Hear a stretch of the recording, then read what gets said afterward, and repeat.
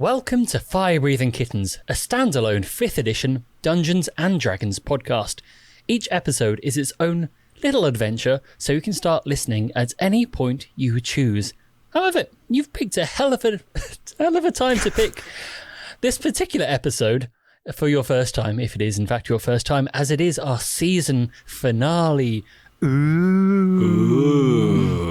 There we go. That's what we came for.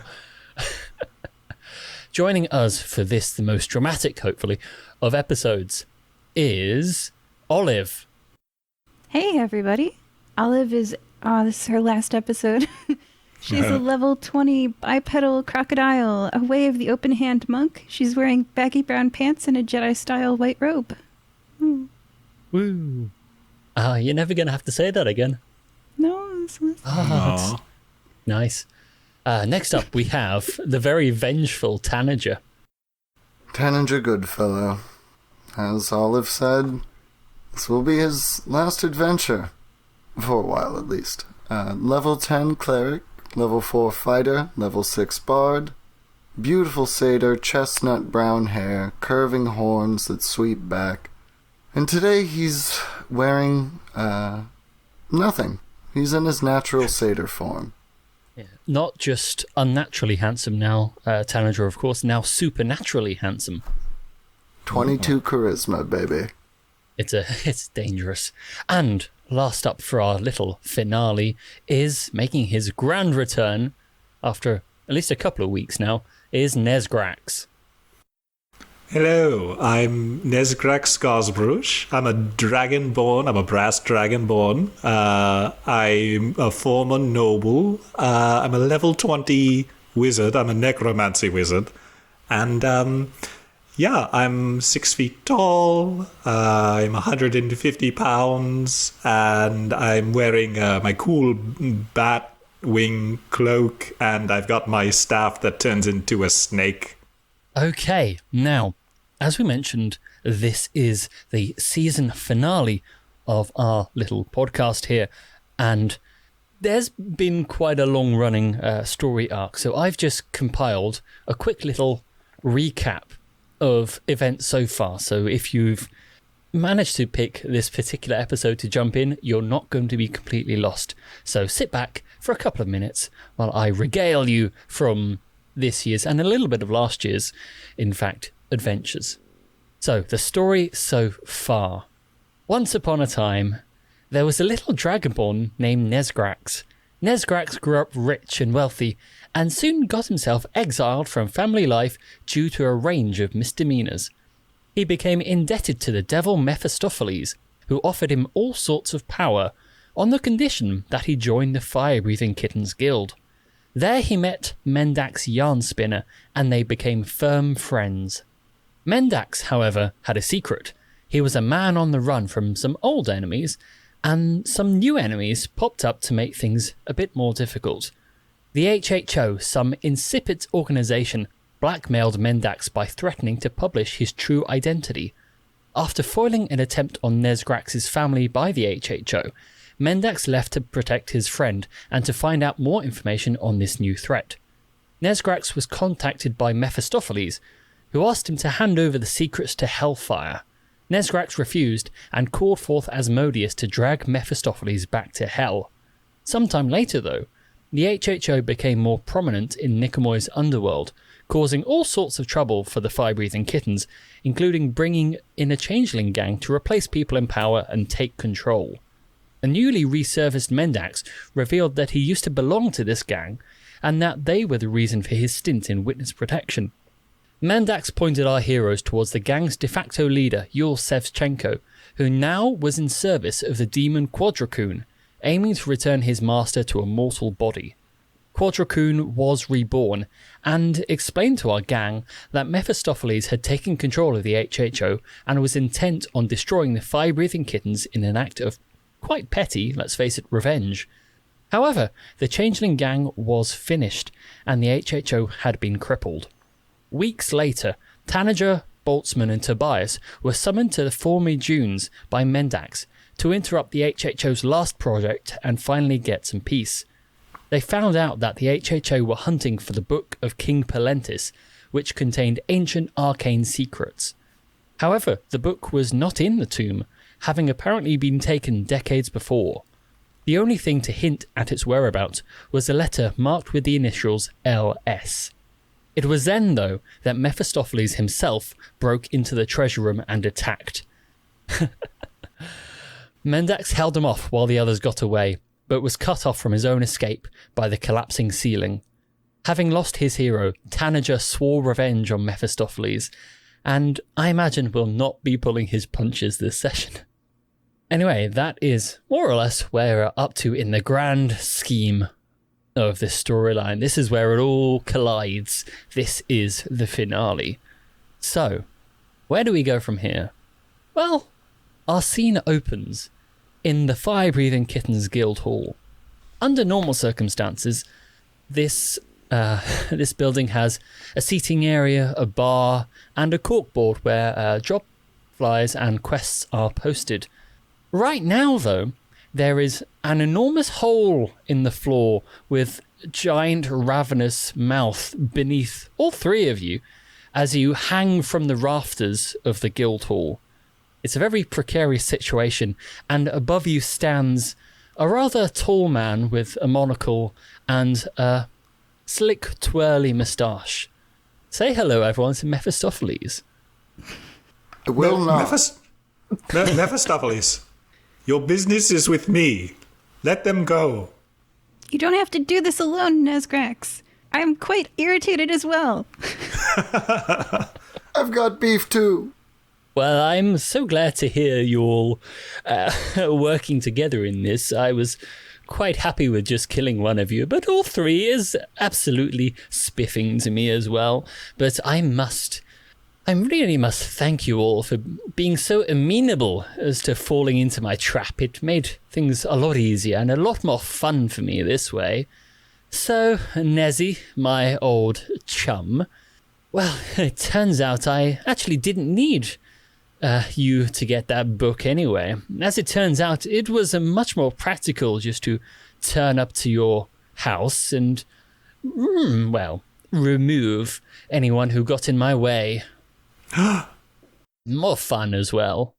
Anyway, speaking of fun, he clicks his fingers in that moment. And, I said there was a massive ravenous mouth beneath you. There's all sorts of teeth. Think the Sarlacc pit from Return of the Jedi, but bigger and more ravenous, and it smells somewhat worse. That explodes into fire, so you're hanging above a wonderful little ravenous pit full of fire, and Mephistopheles looks down at you all and says, well, I'm going to have a real blast watching you all die here. Just a point of order. Does anyone have any final words? You won't escape from me, Mephistopheles. I will find my way out, and I will get my revenge upon you. Well, that was awfully dull. And he stamps on your hand, and you drop into the fire.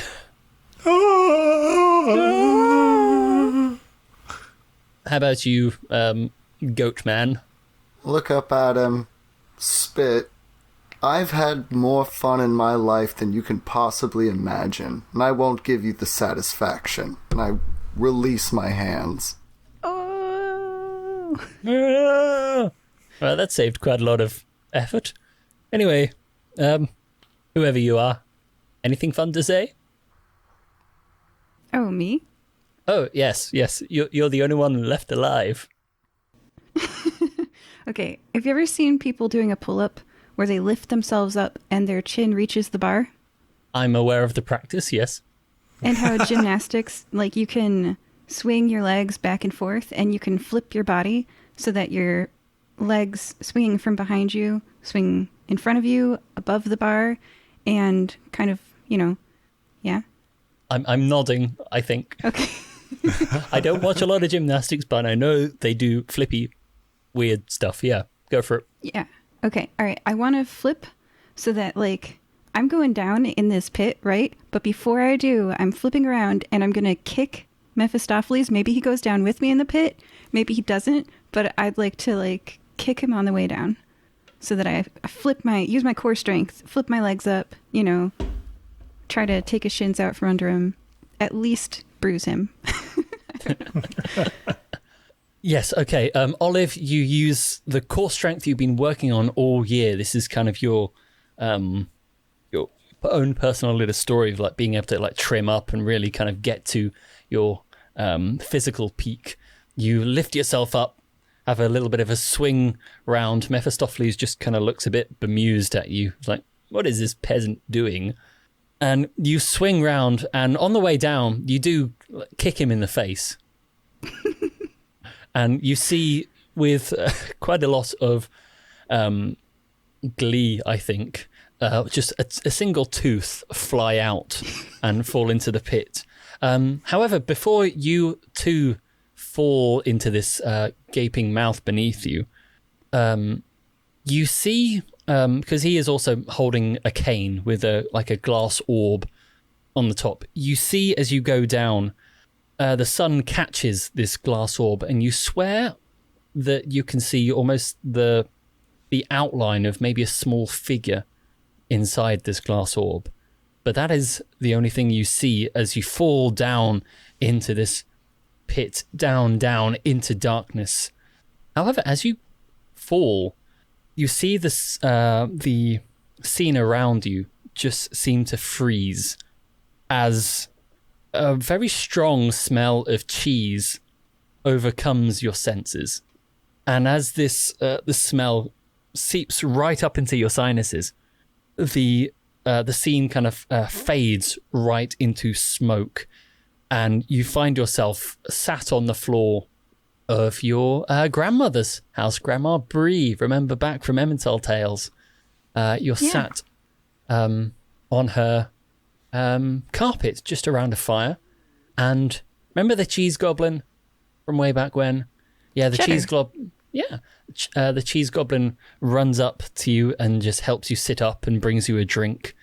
And Bree is there as well, and she says, "So as you can see, Olive, that's why I called you here. The cheese's warning is clear. Danger is coming." Are Nesgrax and Tanager with me? It is just you at the moment, but... Oh. Thank you, Grandma Bree. I appreciate the warning. I've got to tell my friends. It's okay. Have a good time, dear. Let me bring you... I've got your lunch, if you want it. Oh, that's okay. I stopped eating forever. Oh, is that right? Oh. It's new. Yeah, I know. It's like when you suddenly turn vegetarian and then there's bacon and they really like you, so they want you to eat the bacon and you're like, do I? No. It's okay. I mean, you may not need to eat, but remember, food does taste nice. That's true. Okay, I take it, and I'm going to take it to my friends.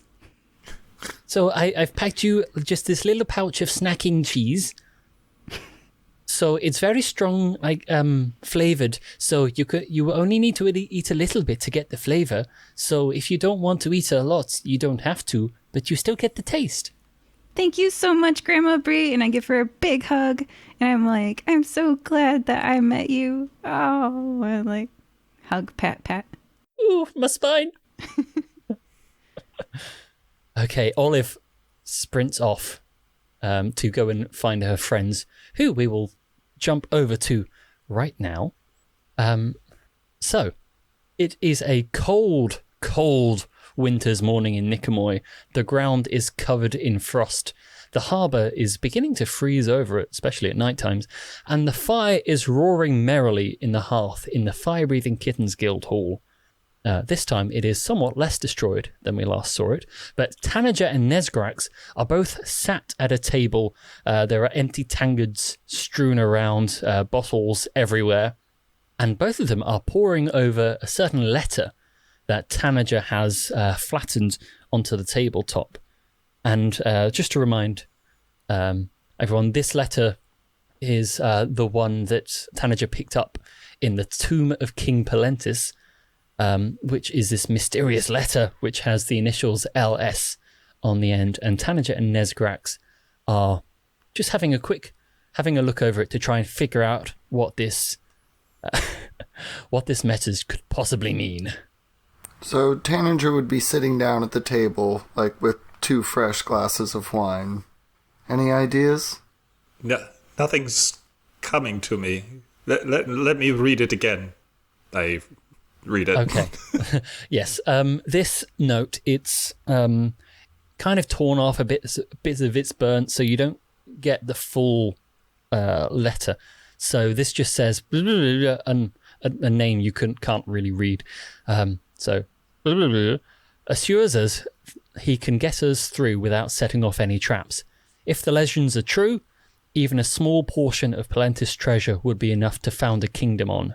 And it's signed LS. Now, Nesgrax, make me a history check. Throw me history. No problem. 16. Okay, well, personal history is quite easy for you. So you remember a lot of the stories that you were told by your grandfather about his adventures in the desert and jungles and going to find all sorts of ancient artifacts. His name was Lamentis Scarsbrush. He fell out of favour with the scientific community in general due to quite a lot of very reckless adventures, and I believe he ended up getting himself killed on a rather ill-fated journey to try and find out what was at the bottom of the sea. Well, LS could be my grandfather, Lamentis Scarsbrush. He died a long time ago. He was a reckless person. He died at the bottom of the sea, so the stories go. But it sort of doesn't help us very much, does it? We don't know who this person is that this letter was addressed to. Well, first of all, Nesgrax, if anyone is able to figure out this mystery, it's you. You're one of the greatest minds of the guild, and I'm going to give you bardic inspiration, just in case you gotta make more checks. Secondarily, why not take an outing to your family estate? Maybe if we find some other papers from your grandfather, we can find out who he was in contact with and create a list of suspects. It's not a bad idea. It's just that I've sort of had myself exiled the last time I was there. I'm not exactly sure what kind of a welcome I would get. Nesgrax, you were much closer to Mendax than I was. Mephistopheles killed him. So, I guess I would ask you, and I hate to be so frightfully direct, what's more important? Avenging a friend, or the word of some people that you, I imagine, don't care much for? I recently had a family thing not too long ago, and it was Olive who reminded me that the fire-breathing kittens are our true family, the people who care about us every day that we fight with on the battlefield. So, these are just some people who told you not to hang out. But what's your last name? It's Scarsbrush. That's your house, too, no matter what they tell you. Finish your wine, brother. You're right. Where is Olive? That's Well, true. Luckily, Olive will be popping in just as soon as she likes. The door opens, and I bring you cheese. It's snacking cheese. A great stench of cheese wafts into the room ahead of her. As I set the cheese down on the table, I say, Guys! Oh, Olive, what? You've brought cheese. Yeah, from Grandma Wensleydale. And guess what else I brought from her? What? What? Bread? No, sorry. This is snacking cheese. It's sufficient on its own. So, we had a prophetic vision on cheese fumes together. And, Nesgrax, you'll remember that. Yeah, I'm sorry you didn't invite me to this one. Well, you were in it. What? Yeah, you and Tanager and all three of us were hanging from a rafter, and then Mephistopheles said that something about, like, I don't know what happened with you and him in a book, but he said he didn't need it anyway, because what he needed was in your family home all along. All he had to do was, like, get rid of your family members to get it? Oh, okay. Hold on a second. Whoa. So this is a prophetic thing. This is something that could happen in the future. It hasn't already happened. I mean, that's great news for me and my celebrity dreams. I'm going to say that. But, or it could just be my imagination. I'm not really sure how cheese fume dreams work. Oh my God. Okay. Guys, you both have done so much for me, but I'm going to need your help. I'm afraid that my family is in danger, and I feel like I should go to them and try to protect them from my former patron. I can't ask you to come with me, but I don't have any other choice. I need to go there. If you would like to join me, I would very much appreciate it. Nezgrax, say less, my friend. We're already getting ready. I pour myself another glass of wine, and I will say, I know a thing or two about prophecies and prophets. We should go quickly. I don't believe this is just an imagination, though I do think your celebrity dreams will definitely come true. I believe in you, Olive. Those are 100% real. Oh no, what will Richard say? And I head out the door with you. Tanager has to go get dressed, so you guys have to wait at least 10 more minutes while he puts on his clothes and does his hair and has a cigarette. Come on, Tanager. You always say 10 minutes, but it's at least 25. Hey, 10 minutes is 25 minutes in Tanager time. Well, I guess the other way around, but yeah, he gets ready as quickly as he can, but needs to put on his armor, his new cloak. He bought a magic ring. I was going to say rings, but he only bought one. And gets all ready. Okay, you all Tanager gets ready to go. Olive and Nezgrax sit quite impatiently in the main hall. Nezgrax finishes off his wine. Olive, I think, picks away at some of the snacking cheese. No, I don't eat any of it. Do you know? You just sniff it. That's unpleasant. Yeah, I just kind of distance myself from the food I can't eat. So, Olive, are you not eating anything? Literally nothing? Correct. You're not having... When's the last time you had any food?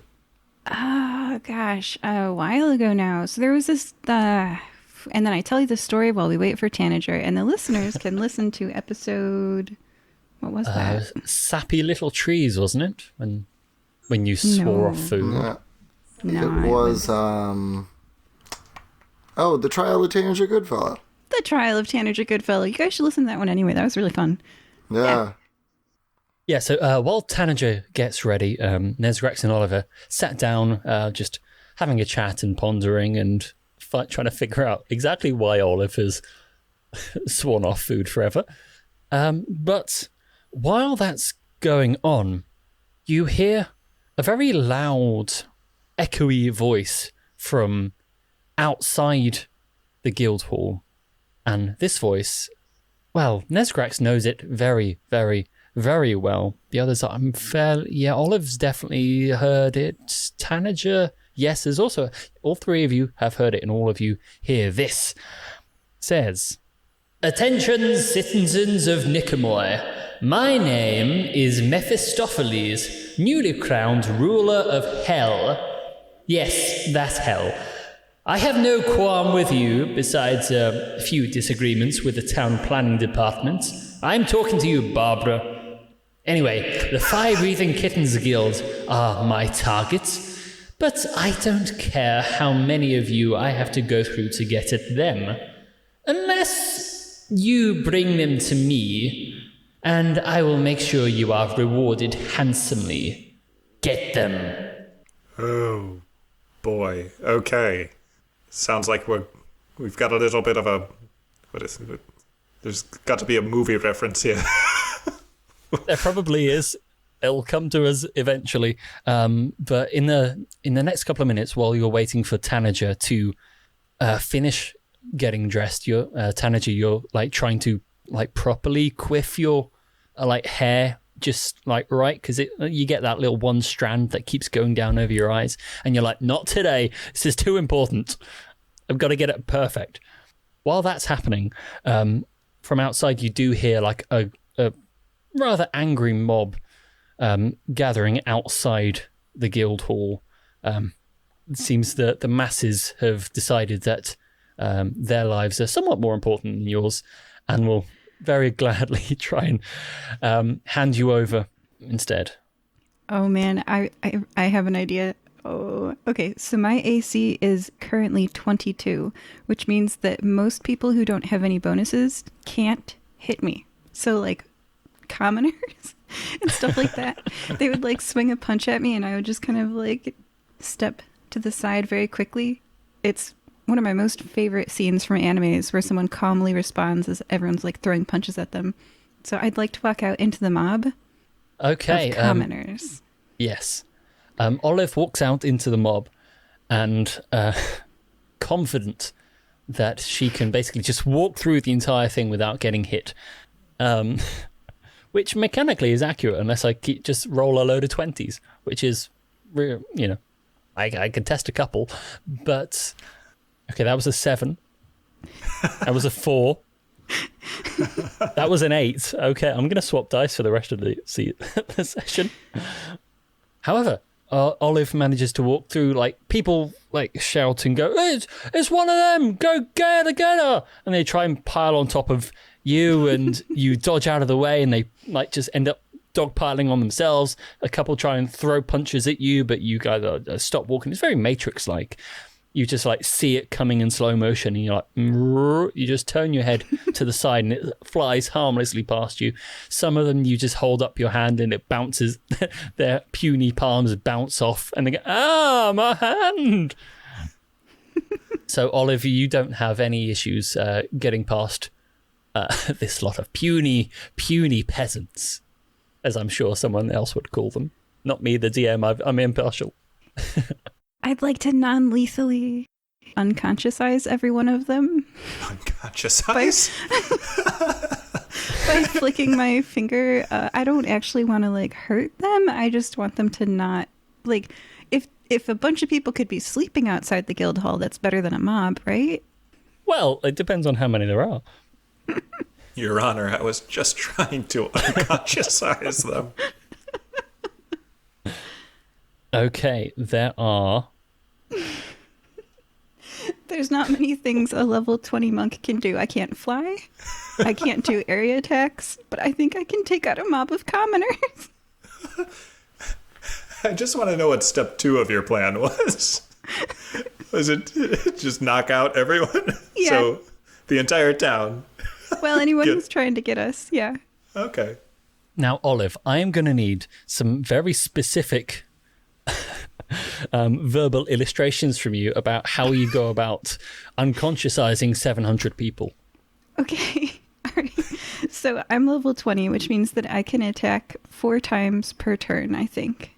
Which is 4 times per 6 seconds, which is, doing some math, it's 1 attack every 2/3 of a second.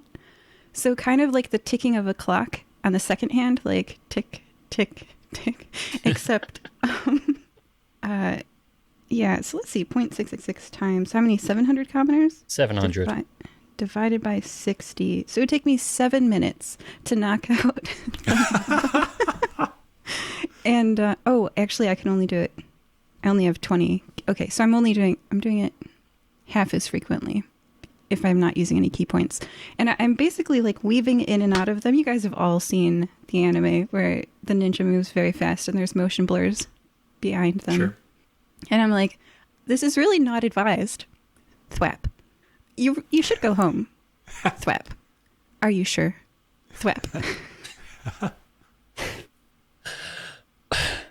I would probably say, like, once Olive's knocked out maybe about 400 of them, I think the others, they're not going to stick around. They're going to be like, I mean, some are going to, like, try and get you just because, they're like, I'd rather not me die. But I think a lot of them have seen the 400 unconscified bodies on the floor and have, decided that perhaps they're not going to be quite successful in this. So, Nesgrax, you are stood by the door, just watching. You're like leant against the door frame. Wow, okay. It's been about 10 minutes of just constant. Jeez Louise. He's like looking at his watch. Yeah, anyway, Tanager. Yeah, Tanager's been down for about 2.5 minutes now and is just having a cigarette outside the door, just waiting for Olaf to finish up. He would have walked out, like looked at what was going on, gone back in for another drink, and then came out and had it while she finishes up. We could... I was going to suggest that I just cast teleport on us and get us out of here, but she's sort of taking care of the whole business. It's pretty fun to watch as well. Yeah, it's great. They just cannot hit her. Yeah. Those poor people. Honestly. Do you want to smoke? Yeah, okay. Yeah, sure. Why not? All right, cool. There you go. Yeah. Thanks. I light it for you. You know what they say, pretty girls don't light their own cigarettes. Do they say that? I've said it. No. Okay. Oh, I think she's done. Olive, are you done? Oh, yeah. I hop over in unconscious form and head back to you guys. Well, thanks for that, Olive. That was really cool. You just took out the whole town. It was like watching an action play in our front yard. That was awesome. I love exercise. They'll be fine. Don't worry. Cool. Well, do you want a drink before we go? We're about to go confront a demon and Nesgrax's personal family demon, so we should probably be hammered for that. Wait, do you still drink? No. Well, no, you can get hammered. I can do drugs, but I can't drink. Oh, I have drugs. Okay. I don't understand. What is this? What sort of diet is this? They call it the model. You don't eat a drink, but you still do cocaine. Yeah. So, this is a kid unfriendly show. Okay, all right, look, if you're under 18, don't listen to Fire Breathing Kittens. But anyway, so... Unless you're a 6-foot-tall lizard person, don't do drugs. There you go. And of course, we should also point out that because Olive is a high-level monk, she cannot be poisoned, so will not suffer any ill effects from drug use.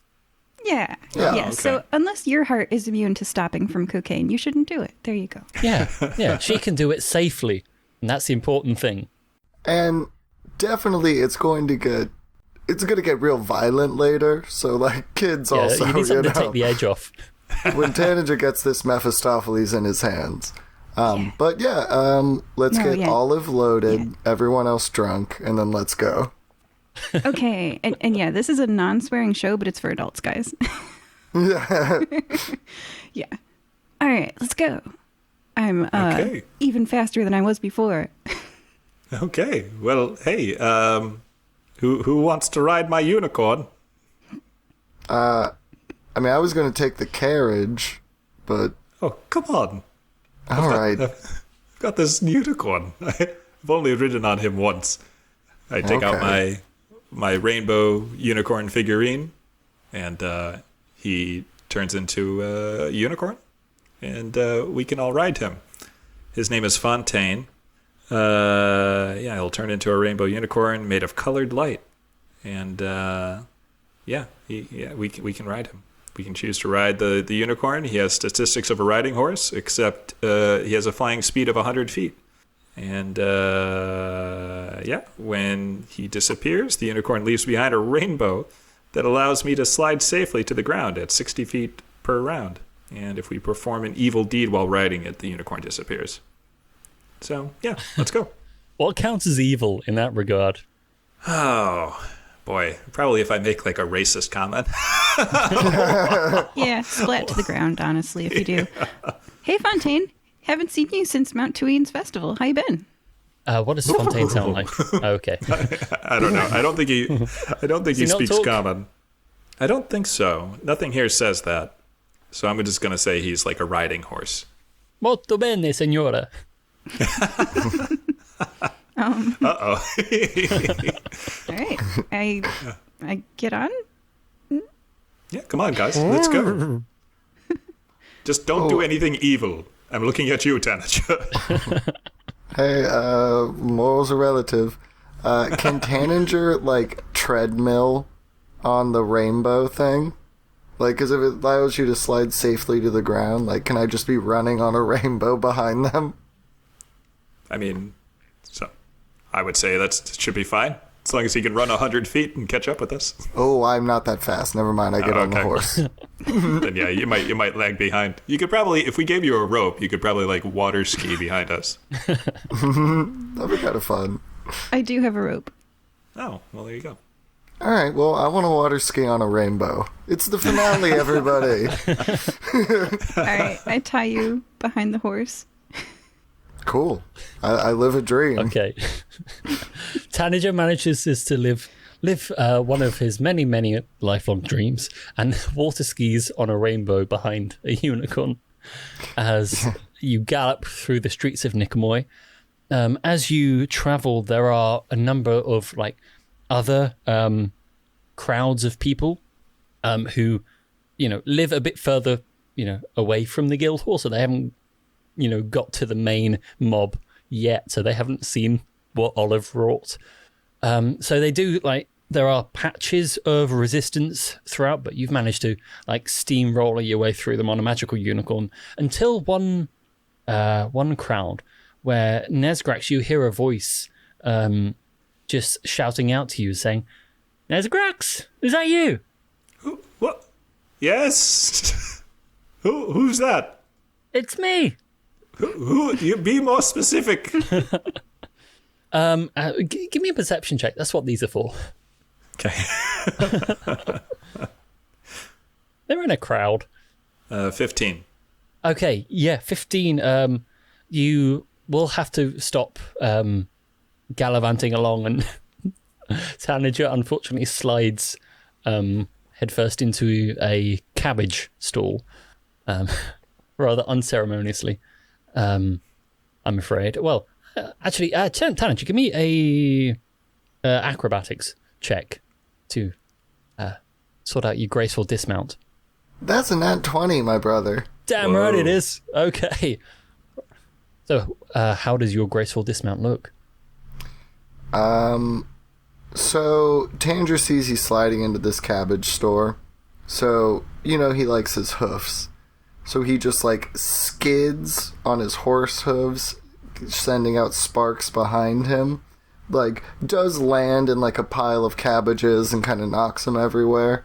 But then just real casually, walks out of the store eating a whole head of cabbage like a goat. I know everyone wanted to see it, so I'm just going to do it. And I do want to note it. This podcast is for adults, but it's also for 13-year-old horse girls. Tanager, you get the feeling that somewhere in the world, someone is holding up a piece of card with a 10 on it. You're not quite sure where, but you get a feeling of satisfaction. I get that feeling from most things I do. Yeah. Nesgrax, sat atop your magical unicorn, you look around into the crowd and you see a man you haven't seen in a long, long time. This person has rather dirty blonde, short to mid-length hair, a white-ish, quite loose tunic shirt, and looks quite a lot like out of universe, looks like Jack from Titanic. Oh no! Oh my God! Arpod? No, it can't be you. You're not here. This is a dream. This is a cheese dream. We ate some of Olive's grandmother's cheese, and this is a dream. No, Nesgrax, it is me. No, Arpod, you're not here. You died. I helped you cross over. I have a girlfriend now. She's a succubus, but hey, we're working around that. You're not here. This isn't real. Look at me. I'm on a unicorn that's made of rainbow light. This is reality. Nesgrax, don't you remember do you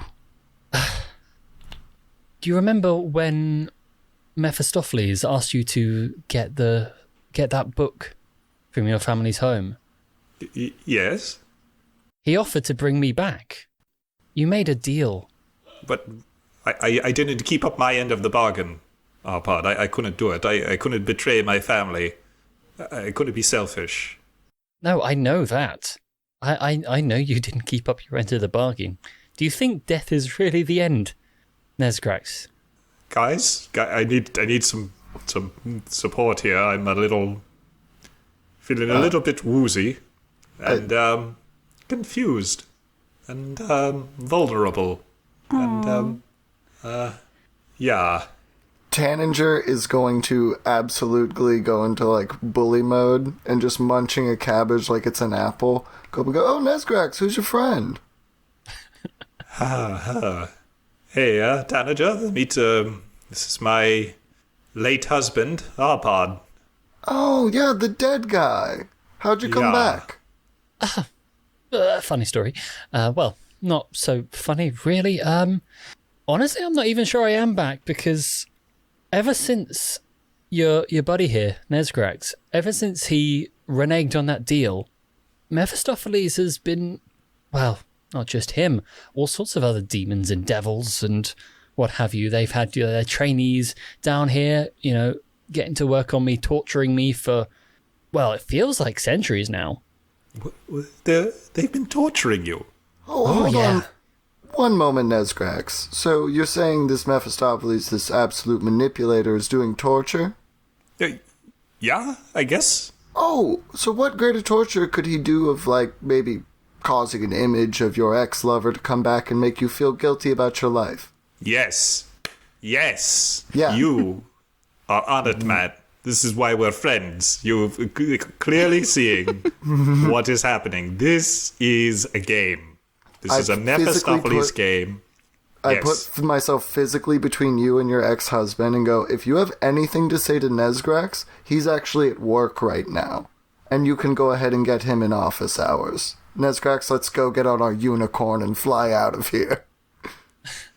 Tanager, Arpad lays his hand on your shoulder. And it is very much, well, to you, definitely feels like very much not an illusion. It's definitely a very warm, alive, meaty hand. And he says, honestly, I think you might be right. This is definitely some sort of torture, but not for Nesgrax, it's for me. I must be still being tortured, because only a purely sick mind like Mephistopheles would put me face to face with the person I thought loved me, and yet still chose to betray me. It's not betrayal to grieve for a while and then move on. And if you really loved him, you'd understand that. And he was also being asked to betray his family, so surprise, surprise, the devil put him in a no-win situation. So, again, like Olive said, if you really loved him, you'd understand the situation that he's in. Well, understanding went a little out of the window about 200 years of torture ago, but I'm okay with taking the high road, but I just want you to know, Nesgrax, you suck. This is not Arpad. This is not my husband. It's not Arpad. You're right, Nesgrax. And if you are Arpad, we'll deal with it after we deal with Mephistopheles. Because if you're not here after we deal with Mephistopheles, then it doesn't matter anyway. Don't you think? That's right. If you are the real Arpad, I will see you when I'm done dealing with Mephistopheles. Until then, you can take a hike, buddo. Yeah. There's a very comfortable lounge chair made of unconscious forms over there. Just relax, enjoy yourself. There's cheese in the guild hall. I'm very confident I'll see you again. And for the briefest of moments, you see Arpad's eyes change just to pure black. And with a click of his fingers, he disappears with a puff of sulfurous smoke. Okay. That's not even that cool. I have a cloak that can do that. So, like, Don't be impressed, Nesgrax. You're right. You're right. Jeez. Okay. That was nothing. Hey, that was heavy, but that's not what we're here for. So, how's it going with you and Feather S? Or Megan? Oh, Megan, yeah. Yeah, No, and it's- as we head away, I distract you with your new girlfriend. That's literally what I was going to do. Me and Olive were both like, let's talk about the new girl. Yeah. Yeah, she's cool, you know. We're having a lot of fun. She hasn't taken my soul yet, as far as I can tell. Oh, and how would you be able to tell? And we're on the unicorn. Yeah, it's a good point. I don't know. It's sort of a weird, sort of a philosophical question, isn't it? I mean, how do I know that you're not just, zombies? And how do you know that I'm not just a zombie? You know, how do we know I these can things? cast Turn Undead right now. We could figure out who's undead real quick. No, I don't mean But then like we'll fall off undead. the horse. No, we it's got more the of like a rainbows. hypothetical. Like, is there a light on up in here? You know what I'm saying? It's like, am I just a machination of cells and electricity, or am I something more? We could Anyway. ask Ghoulie. Oh yeah, is can I retroactively make sure that Ghoulie is here with me? My ghoul. Yeah, sure, why not? Okay. Yeah, right, Ghoulie, you know what I'm talking about. Like, you're like there's nothing going on up there for you, is there? Brains? Yeah, see? For the listeners, this is the person who Nesgrax killed and brought back to life. Yeah, exactly. He's a perfect example of the philosophical question that I'm wrestling with right now. So, yeah, there we are. Brains. Yeah, very good, see? Nothing. Completely empty shell. Brains? No, I mean, okay, I'm sorry, Ghoulie.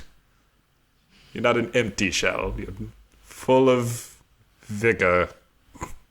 Tyrion just wants to perform a quick experiment and send a telepathic message into Ghoulie's head to just be like, repeat after me, and very slowly will be like, move on from X. Megan sounds cool.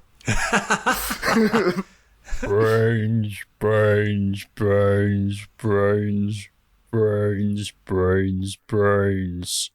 Yeah, there's absolutely nothing going on up there. You're right, Ghoulie. I do need to move on. Alright, Tanager notes this in a notebook, because there's clearly something going on between this. Yeah, but just chit-chat till we get there. Yeah. Come on, Fontaine. Let's go back to my home. Bellissimo. Andiamo. Your magical unicorn tippy-taps you quite stylishly, I think, over towards your old family home. As you get over towards that section of the city, you start to notice all the houses becoming fancier and bigger. People start having gardens and water features, and servants out at the front who are shooing away tour groups, which are intent upon pulling out like parchments and quills and doing like drawings of the houses. It's like, like a celebrity bus tour, effectively. However, as you get into this this new upper tier of society area, once again Mephistopheles' voice rings out from nowhere and says, rather dramatically, as the DM leans over to activate his effects button, "So, Tanager, tell me, how did it feel watching your hero suffer for your mistakes? To know you are so bad at being a cleric that the one job you're meant to be able to do, you failed at, and it meant losing your idol." I have to thank you, Mephistopheles. You say the one job I was meant to do, but I never would have become a better cleric without you. And you know what the thing about clerics is? They can rise people from the dead. So after my battle with you, I'll be just a little bit better. And after I finish undoing all the wrongs you've done to this world, I'll be powerful enough to truly undo all the wrongs you've done to me. And also, you suck and your look is whack. Monocle and top hat. What are you gonna do? Tie me to a train track? I mean, he might do. I know, that's actually very scary, but... you know what? Trains Can I make wouldn't feel an... that bad. Like, it would be like a 1 second. I mean, sorry. I mean, keep going. unless it's not a clean hit. But can I attempt to intimidate this bodiless voice? Yeah, I'd say so. I'd say with like you get high enough, you would probably jar him a little bit, maybe into a response. Cool. Because normally he would just ignore you So and try and be cool, but we'll see. here's a fun fact about Tanager that doesn't come up too often. He has double proficiency in persuasion, of course, but he also has that in intimidation. So a 16 plus an 18, Whoa. I believe, is a 34. Yep, So yeah, that's certainly quite high. yeah. I want the malice in my tone to convey that, like, I'm coming for you, Mephistopheles. Dun, Okay, dun, consider it noted. Could we all hear that? Me and Olive. I mean, yeah, yeah, you I'm did. standing next to you screaming at the sky like Abe Simpson. Or are we still on the unicorn? and you're... Even closer. Like, Tanager's just shouting in your ear. But yeah, he definitely hears that. And you've intimidated him into a response because, as I said, normally he would just send that one and like effectively turn off his phone and just go, "I'm good." But you've goaded him now. Listen here, you little fuzzball. My fashion choices are top of the range, you hear me? They were absolutely spiffing back when I was young, and I don't see why that should change things. Fashion is cyclical, my young friend. Eventually it'll come back round. I'm going to use his move against him and turn my phone off and just, like, whisper to Nesgrax, not even say, just go like, pss, pss, pss, pss, pss, and then be like, laugh. Yeah. And I don't respond to him. And then I'll use my Trying the silent telepathic. treatment, are we? Okay, fine, I get it. Oh, you double messaged? Literally everyone in the city just heard you double message me, dude. Talk about desperate. Jeez. Oh, I think some domains of the Abyss are going to be rebelling soon now that they know how desperate the new King of Hell is. Well, if it helps, we did establish way back in Nesgrax's very first episode that Mephistopheles is not great with technology. That's true. Yeah. Way back when. That's a deep cut, ladies and gentlemen. It all comes around. The typewriter. Yeah. Super dope, dude. I'm just going to say, like, at regular volume to my party members, like, we got this dude on the ropes, man. He's shook. Like, let's go figure out this mystery and then just destroy him. And then, hey, you know what? Maybe Hell will be cool with us. We could probably make a deal with whoever's next in charge or figure out what happened to Asmodeus. And then, you know, we could get, like, maybe like a free pass on Hell in case we decide to become bad guys. Yeah. True. Yeah. It seems like it's sort of a, it's a rickety power structure down there. Yeah, dude, if someone in a top hat took over, come on. Yeah. Hey, as someone who comes from a country where we actually have people who wear top hats in charge, It is a very rickety power structure. Life imitates art. Hell is just England. It's just England. Oh, that's funny. The person from England plays the devil as a man in a top hat. But hey, they say write what you know. Oh, that's funny. Good storytelling, guys. 5-star reviews. Oh, yeah. Hey, we'll get to that bit in a moment.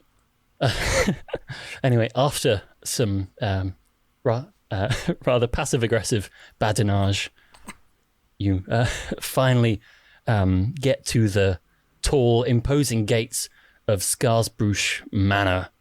The gates open and you park up, but we will get to that in a couple of minutes' time after a short break for everyone to go and take a quick toilet break. Thank you. However, in the meantime, dear listeners, well, we are going to do various things. Feel free to take a quick moment to leave us a lovely review. And once again, if you want to specify any sort of funny voice or like impression, we will do it. It doesn't matter how stupid it is. Most impressions will sound awful, but we will still do it. So leave us a nice review, and we will be back very soon. Joining us for this section of the Fire Breathing Kittens podcast was Olive. Bye. Tanninger.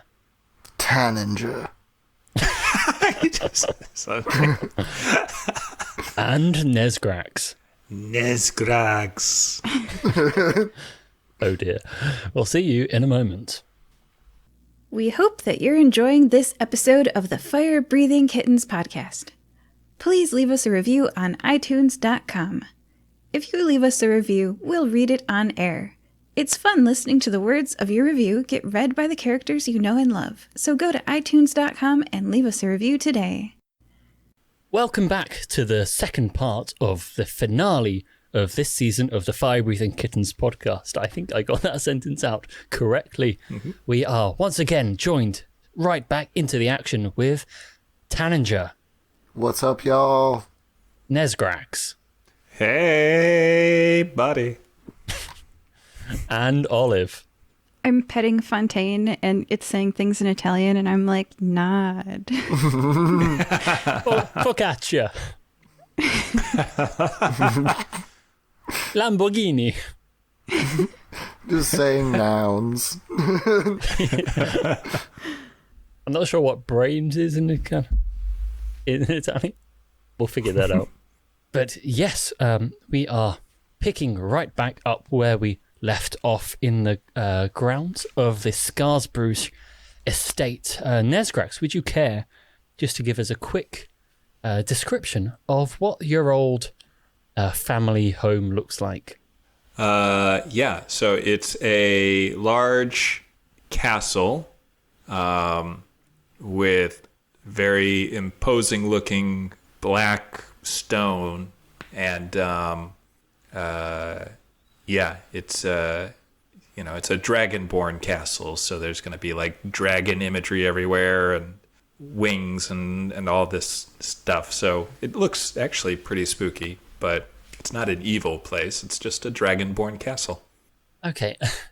Do you think that the neighbors have been intimidated by the fact that while they live in large houses, with big gardens and water features and chauffeurs and whatnot, that the Scarsbrushes have decided to build a big castle instead of just a manor house? How did they get planning permission? Good question. Well, see, in my mind, the castle was there first, and everyone decided to build around it. So I got to think they're probably just pretty cool with it. They know that where their bread is buttered. The Scarsbrush family looks over the town and keeps them safe, and they're good people. Yeah. Although I think there will be one or two families who like to just whisper hush hush under their breath, that and they complain that the Scarsbrush castle cuts off the afternoon sun, so their petunias don't get nearly as much sunlight as they would really need for this climate. Yeah. But then the other person always goes, yeah, first world problems, right? Yeah, I guess. They're like, what's a They first move one? on. Yes, your unicorn prances through the large gates towards the front door, where I think you'd have maybe 2 or 3 servants waiting just on the off chance that someone turns up. I think you probably employed a couple of people just to stand outside constantly, just in case anyone turns up without an invitation. While this is happening, though, Tanager, you get a message beamed directly into your brain ears. My brains, yes. Your brain ears, yeah. You know brain ears. Everyone's got some brain ears. Everyone has brain ears. Yeah. Okay. This message, it will be a conversation, but I've once again got to go and press my effects button. Yeah. So. Oh my god, he's I know, obsessed right? with me. Tanager. I hope this has got through to you. It's Mendax. What? Okay, yes. Listen, I don't have long. I'm not sure how long this connection will hold. I don't know where I'm trapped somewhere. I don't know exactly where, but I hear Mephistopheles when he talks, and trust me, it was a good put down about the whole fashion thing. He's really in a bit of a tiz at the moment. Listen, I can feel his power draining my life force, I guess, and I think it's protecting him, maybe. But do what you got to do, but make sure that you. And the voice fades away. Taninger looks visibly shook, and it's like one of those moments where, like, you know, he's near Nesgrax and Olive, but like his face is changing shape and like emotion, like he's hearing something. And then like he lights a cigarette, pulls out a flask, looks at you both and goes, I think I just might have heard Mendax. I would be a hypocrite to say that one of my beloved dead is coming back and talking to me, and that I would assume it be real. This might be more machinations, but I feel in my heart of hearts that Mendax is trapped somewhere, and Mephistopheles is using him to protect him somehow. So, Nesgrax, you're the arcanist of the three of us. I don't want to attack Mephistopheles and kill Mendax. I will say I've just recently renewed my pact with God, so it's a small chance, but I could pray to the gods for intervention. But I want to use that in a good moment. Okay. Whoa. That's a lot of information to digest. I know, it's crazy. Like, dude, if he's draining Mendax to protect him, that's a whole level of problem to this, because we can't just go kick his butt.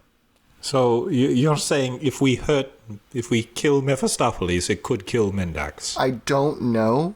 Do you know anything of Arcana where, like, you could think of a spell that maybe he's using in a way to break it? Or, like, how he could potentially be doing this? And again, this could all be manipulation.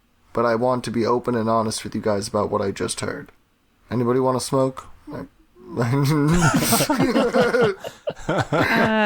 I think Olive's going to try it. Because she can't eat, so she's quite desperate. It's a crush, so in the filter there's a little bead. You can break it so it's menthol.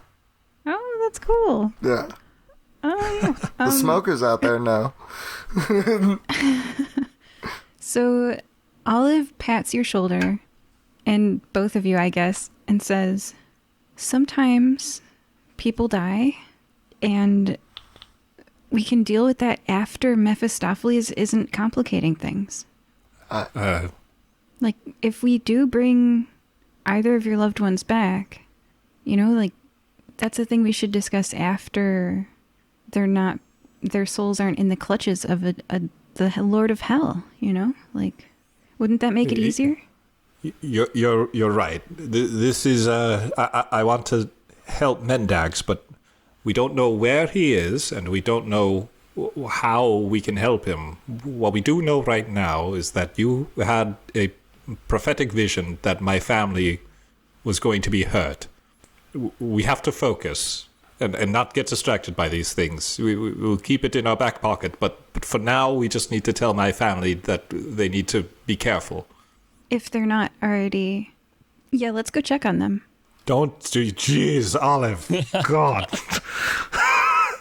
I'm imagining this conversation is happening in front of your front door. We're just smoking and, like, Tanninger's taking a little, like, sniff of dragon snuff and is like, you're right, Olive. Okay, come on. Let's, servants. We gotta go see the Mulrear, the Duke. Also, I want to see your childhood bedroom. I've seen yours. Okay. Oh, that's right. Oh my God. Don't talk about it. Shut up. That was embarrassing. And the little doll was so cute. Oh my God, Olive. I'm going to beat you up in Mendax's hallway. And you try, and then I dodge, and I'm like, ah, ha, ha. I have this maul that's much too big for me, made of gold, and I just can't. I have 8 strength, so I'm just like, oh, damn it, Olive. Stop talking about Pan. And then I think to myself, they're not thinking about their dead loved ones anymore. Success. So again, this scene is... Nesgrax is returning to his childhood home, and his 2 friends are just actively fighting into his hallway.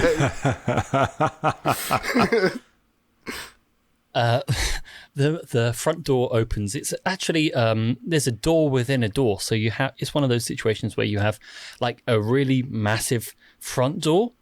So when you open that, you can get like horses and carriages in should you really need to move out in a hurry. But you also have like the actual like people-sized door that they actually use, and this opens, and a tiefling steps out in a very fancy uniform with a bow tie, and he looks a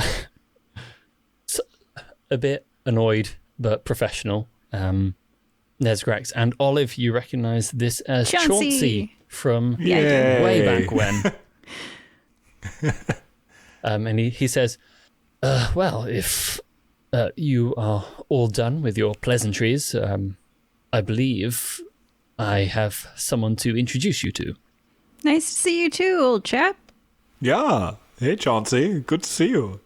Lovely to meet you. I trust so, sir. This is I'm Tanager. an absolute delight. Pleasure, sir. Would you mind wiping your hooves before you come in? We've just had the place recarpeted. Oh, sorry about that. And then I'll wipe my hooves and mending the floor. Anyway, this way, everyone. I'm sure you have little time to waste.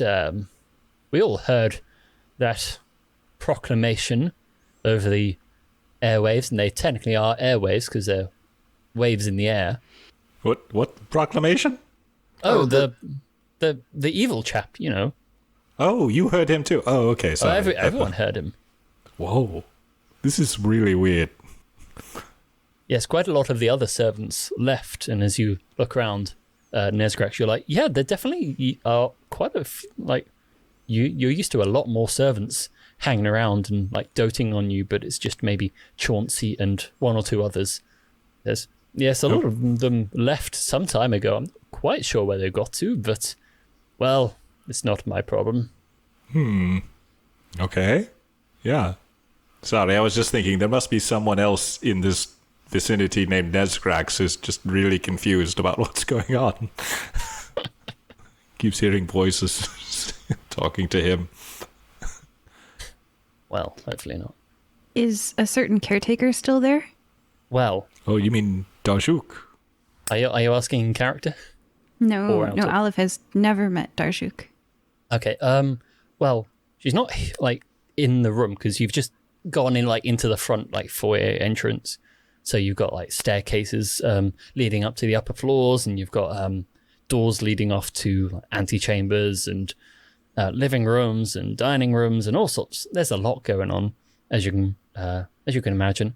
She's not there right now, but Nezgrax, you know that Darjuk is your father's carer, and so she would probably be with him at this time.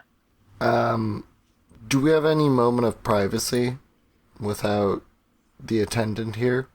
Oh, don't you worry. Chauncey is highly professional.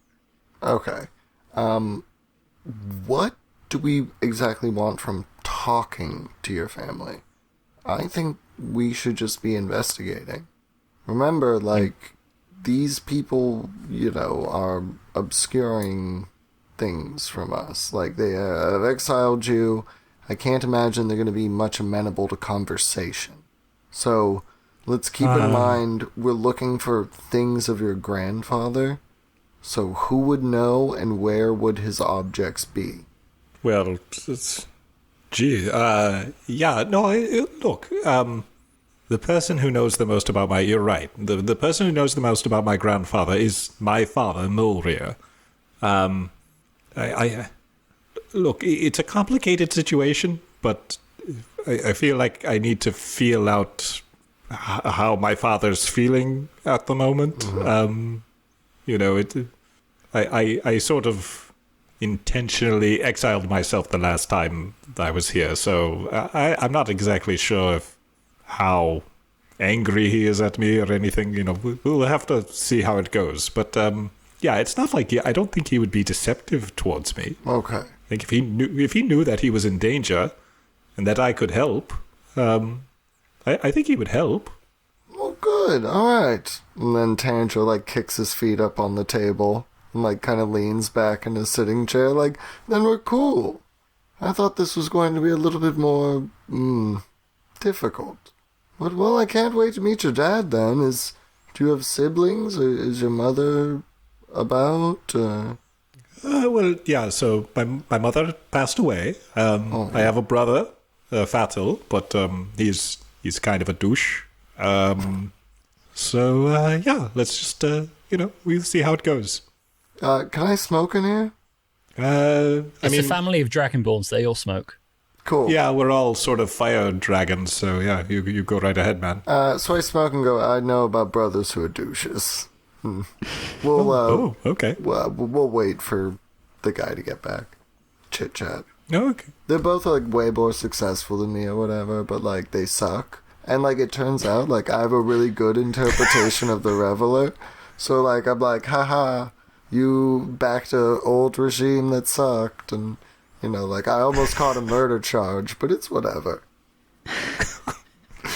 Wow, okay. Well, you've got some stuff going on here too, huh? Well, yeah, no, it's, it's hard to have a family. That's why we have the fire-breathing kittens. Because these people are easy and they love us. Like, I give Olive a smooch on the cheek. Aw, it's a very long cheek and it's cold and scaly. So, and right next to giant teeth that stick out of my mouth. Well, I smooch it double then because it's so long. She kind of backs away. Whatever. Tanger's just like, this is going to be a wild day. I'm like, at least he's not thinking of his dead loved ones. Yeah, right. What is wrong with your father, though? My father? Oh no, he was injured in a battle accident. He was shot in the leg with an arrow, and so he's sort of limps around, and he needs some physiotherapy. So Darjuk sort of helps him to get up and mobile again. But he is quite old, and especially for a dragonborn. So yeah, he needs a little bit of extra help here and there. Understandable. Who hasn't taken an arrow to the knee? Me? But I'm sort of a coward, so yeah. Chauncey is stood there very professionally, waiting for you to finish.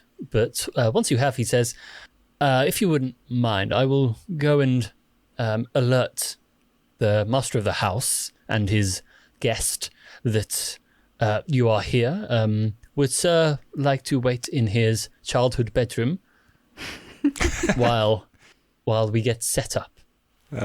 Sure. That's fine. Could you just let me know, Chauncey, just so I don't embarrass myself, who is my father hosting at the moment? Well, as you know, sir, I am not usually working at your parents' house full-time. It's your uncle, dude. I have to do this while certain other parties are having a much nicer time than I am. It's your drinks a lot too much alcohol, uncle. Right. Gotcha. Okay. I'm glad Cool. we understand All right, one another. Thanks, Chauncey. I was sort of wondering, why you were here.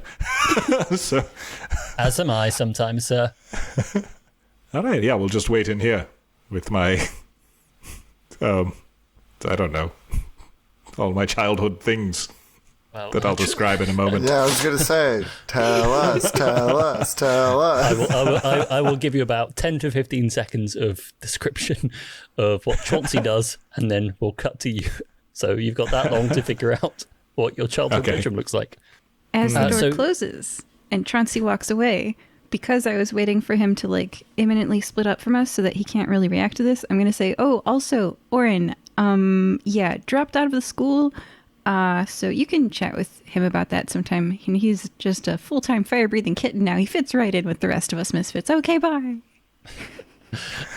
Chauncey has his back to you as he's walking away. But he does, for a split second, stop walking, and you can definitely see just his shoulders dip a little bit, and you hear a small sigh of before he lifts his shoulders again and continues walking into the other room. You three, on the other hand, take the opportunity to go and investigate Nazgrax's childhood bedroom, which is on the upper floor. Let's say it's in maybe the northeast tower. Nazgrax insisted when he was younger on having a bedroom in the highest floor he could possibly manage, so he can get a nice view of Nikomoy, and also so he doesn't get disturbed so much. And he also likes just the circular shape of the room, and you get a nice domed ceiling. However, as Nazgrax got older living in that room, and he had to keep climbing those spiral stairs every single time he got in from a very late night of drinking and debauchery, he started to regret it somewhat. So one of the first things he did when he started getting some of his trust fund money coming through was to install certain pulleys and levers so that he could be carried up the stairs without having to traipse all the way up there. And that is what you three take up. I mean, Olive, if you want, you can just run up the inside of the tower if you really fancy it. But with my feet perpendicular to the inner wall. Yeah. Woo! Yeah, straight up there. But Nazgrax especially will be standing on this platform as it raises up through the center of this tower all the way up to his childhood bedroom. I think I've probably given you enough thinking time. So what does it look like? It's a neatly kept bedroom.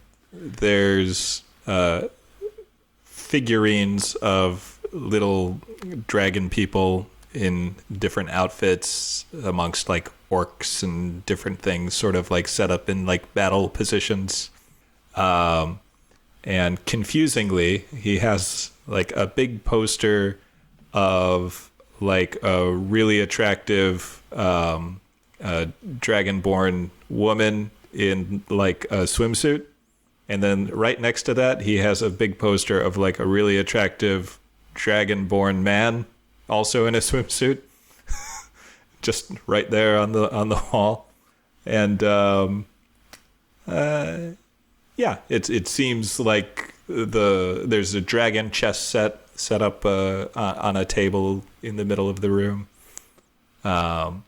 It seems like the bedroom of a intelligent but lonely and sexually confused young man. Tanninger will immediately start going through sock drawers and pulling open your desk cabinets, just casually leaving them open and tossing things on the ground.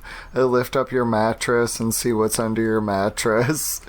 And I'm like, oh, Nesgrax. Looks like somebody would spend some time in their bedroom, and he raises his eyebrows. Yeah, okay. This is look, you're in my bedroom, okay? Yeah, it's a vulnerable space for me, okay? Yeah, I get it. I love your figurines. Did you dress them yourself? Well, yeah, actually, it took a long time. See, I had to, first of all, get the right fabric, because you can't just use felt. You need to get, like, a special quality, sort of a silk. And then cutting that is a nightmare. So what I do is I get a very sharp scalpel, and I lay it out onto a mat. This is pretty boring for you guys, isn't it? Nesgrax, coming home should be a comfortable experience. This is your room. This is your safe space. We're going to have a hard day after this. I'm happy to hear you talk so openly. Keep going. Yeah, and what are these things? Olive does not know how to play dragon chess, so she's putting them in the wrong, like she's moving a knight like it's a bishop. Olive, yeah, no, that's dragon chess. That I've played a lot of dragon chess against yours truly. So, as you can see, it's still here. Yeah. It's in good condition, too. I know how to play a little. Do you want to play? Whoa! Yeah, play one another. Yeah, well, let's play while we wait for your father. Olive, go find some more embarrassing things. Olive is immune to poison, so, I mean, she can sit comfortably on the ground and just kind of, like, not worry about what she's touching. All right. And watch the game. Maybe peek into a drawer. Nesgrax will, like, set up the pieces in the proper starting order and then pick up 2 pawns and shuffle them behind his back and hold out his hands, offering for Tanager to pick one. Tanager picked the one on the right. Okay, that's the black. So you'll be black. Nesgrax says, I'll go first. And an amazing chess game ensues. Yeah, Tanger's not that good, and you quickly grasp he has a loose understanding of the rules. Like, you know how all the pieces move, but you're not quite sure what en passant is, and any grandmaster finishing moves elude you. You haven't studied the books. Yeah, I know how they move, but I don't know why you move them. You have no plan. You're just like, this one. But I do it telekinetically. And, like, smoke and drink while I move the pieces with my mind. And it's, like, a little bit of an entertaining game, so you have some fun. Yeah, Tanager's main experience with this game is playing it while quite high, so you don't really pay attention to the rules at that point. You just move the pieces around and make funny noises. That's you put, also... like, a little candy on each square, and every time you put a piece on that square, first person there gets to eat it. This is how it's played. Largely the player's experience with chess as well. So yeah, you start playing it properly, but then it goes out of the window in about 5 minutes. yeah, somebody starts just absolutely beating you, and you're like, I don't know what to do, man. But yeah, no, we just kill time until whenever his dad comes calling for him. Okay, we spend about, let's say 5 to 10 minutes with Nesgrax going, no, that piece doesn't go, no, it doesn't move like that, no, stop licking it, Tanager, that's not how that works. Before a bell just on top of the door frame starts ringing, and Nesgrax, you know, this got installed back when you moved into the tower room so they could contact you without anything, without actually having to go up, because it was your decision. So that means they're ready for you downstairs in the dining room. Oh, okay. Come on, guys, let's go see my dad. They're ready for us. And we can shortcut downstairs if you like. Okay. We don't need to describe the entire journey. But yeah, you head downstairs all the way down back to the ground floor to the dining room, which has been set up quite fancily. You've got one long table in it. Nesgrax, you spend many, many unhappy hours sat in here while your father sat at one end of the table, your mother sat at the other, and you and your brother sat in the middle. No one talked. You just ate in silence, mostly while the servants looked on. However, this table setup is somewhat different. It's a round table, and so everyone can sit around it and actually talk, which is a bit of a new one for you. So Chauncey stands at the door, shows you in, seats you at the table, and when you're all seated, then the door opens at the far end of the room, and your father walks through, accompanied by Darjuk. Yeah. Nesgrax sort of takes in a breath and puts his hand on his heart, and he bows to his father. Your father responds with not quite a bow, more of a curt nod. So he accepts your presence. Although behind him, stumbling somewhat, comes the rather rotund figure of your uncle Algernoth as well. He's here too, and once he comes through, the silence is broken with him. Says, "Nesgrax, my boy, it's so good to see you again. Have you been working out? Because I haven't." Hello, Algernoth. I wasn't expecting to see you here with my father, unguarded.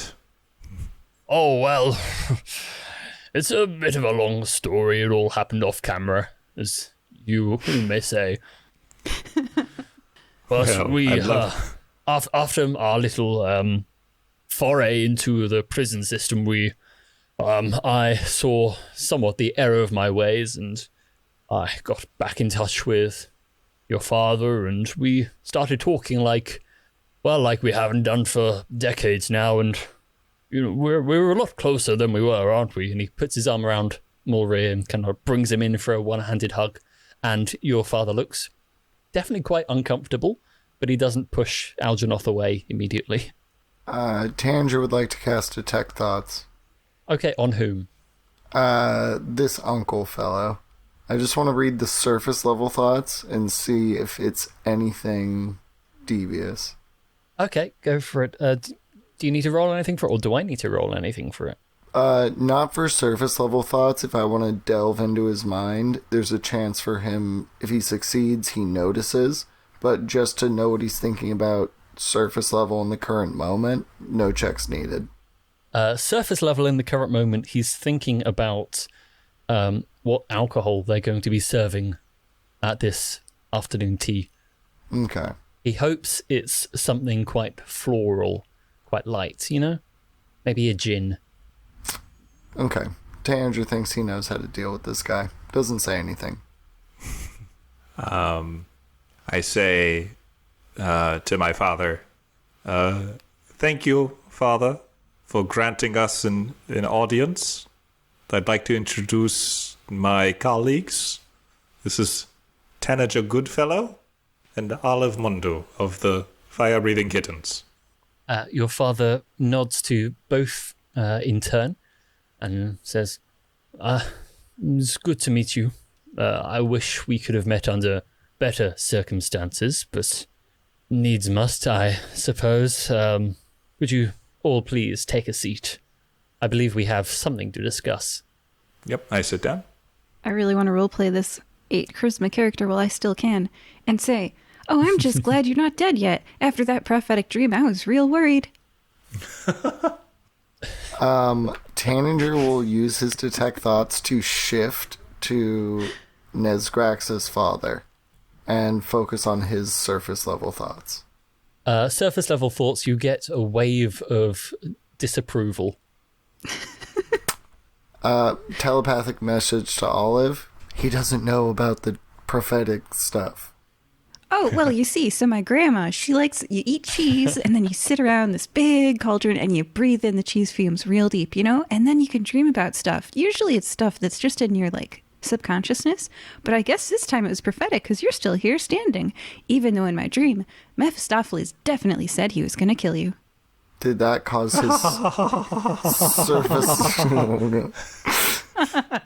Did that cause his surface level thoughts to change? And Tanninger's like dead-eyeing him, but then goes like, ah ha ha ha ha as well. Yeah, the disapproval has moved on from Nezgrax to Olive. Okay. I messaged to both of them like, okay, he really doesn't think, like, there's no reason to think he knows about any of this Mephistopheles stuff. Well, aside from the announcement that went on outside earlier on that day. And Tanniger would know because we've told him that we suspect that Uncle Algenoth is working directly with Mephistopheles, or was, and then betrayed him, or something like that, as a member of the HHO. Tanger totally forgot that. We'll shift his detect thoughts back over, but at least we know that your dad is clear of this stuff. He hasn't, like, offered him a deal or anything. I'll Right. keep talking so that I'll prompt Uncle Algie to perhaps feel some fear. Be like, yeah, that Mephistopheles, he was like, I'm just going to knock your family off one by one, Nezgrax. Yep. Probably you, and she points. Oh, Charisma 8 points her index finger at Uncle Algenoth.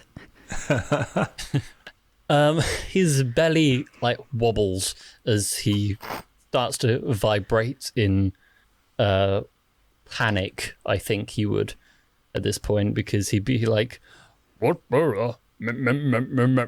Mephistopheles? He's actually here? He's coming for us? Before we speak further, Father, I don't mean to give offense, but I feel like we could speak more freely if Uncle Algie weren't here. Tanninger's like, Algie, would you like... I know a pretty good floral cocktail.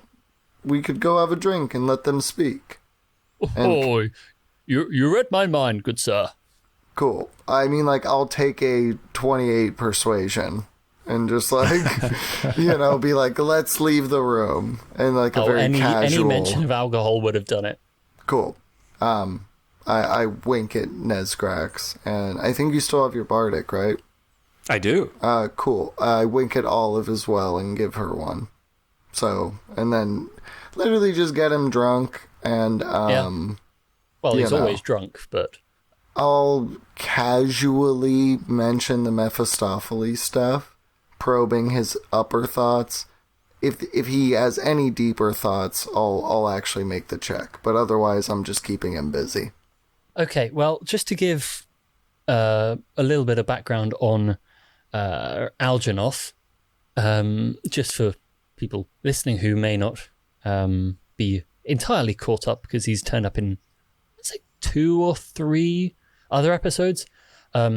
He, way back when, worked briefly with the HHO, signed Nezgrax up under...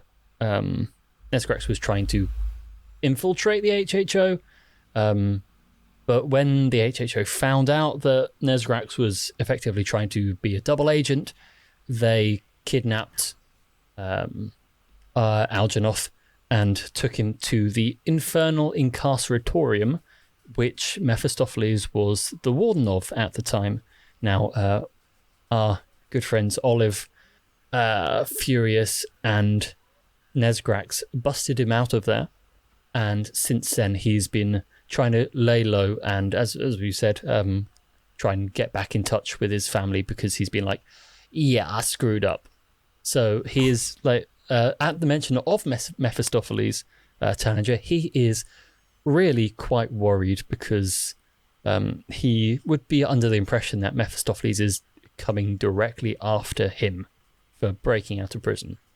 Understandable. So you'll see, like, as you're drinking, his hands kind of shake a bit, and he's like, and every time you two laugh like something or make a joke, the smile doesn't quite reach his eyes. Cool.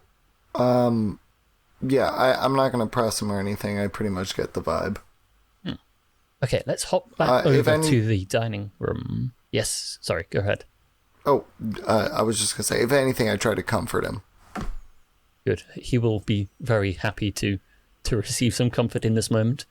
Let's hop back over to the dining room, now filled with Nesgrax, Mulrir, and Olive. Chauncey leaves the room because he knows which conversations he should be part of and which he should not. Because, as we said, he is a professional. Yeah, he finished butler school. Yeah, well, someone has to.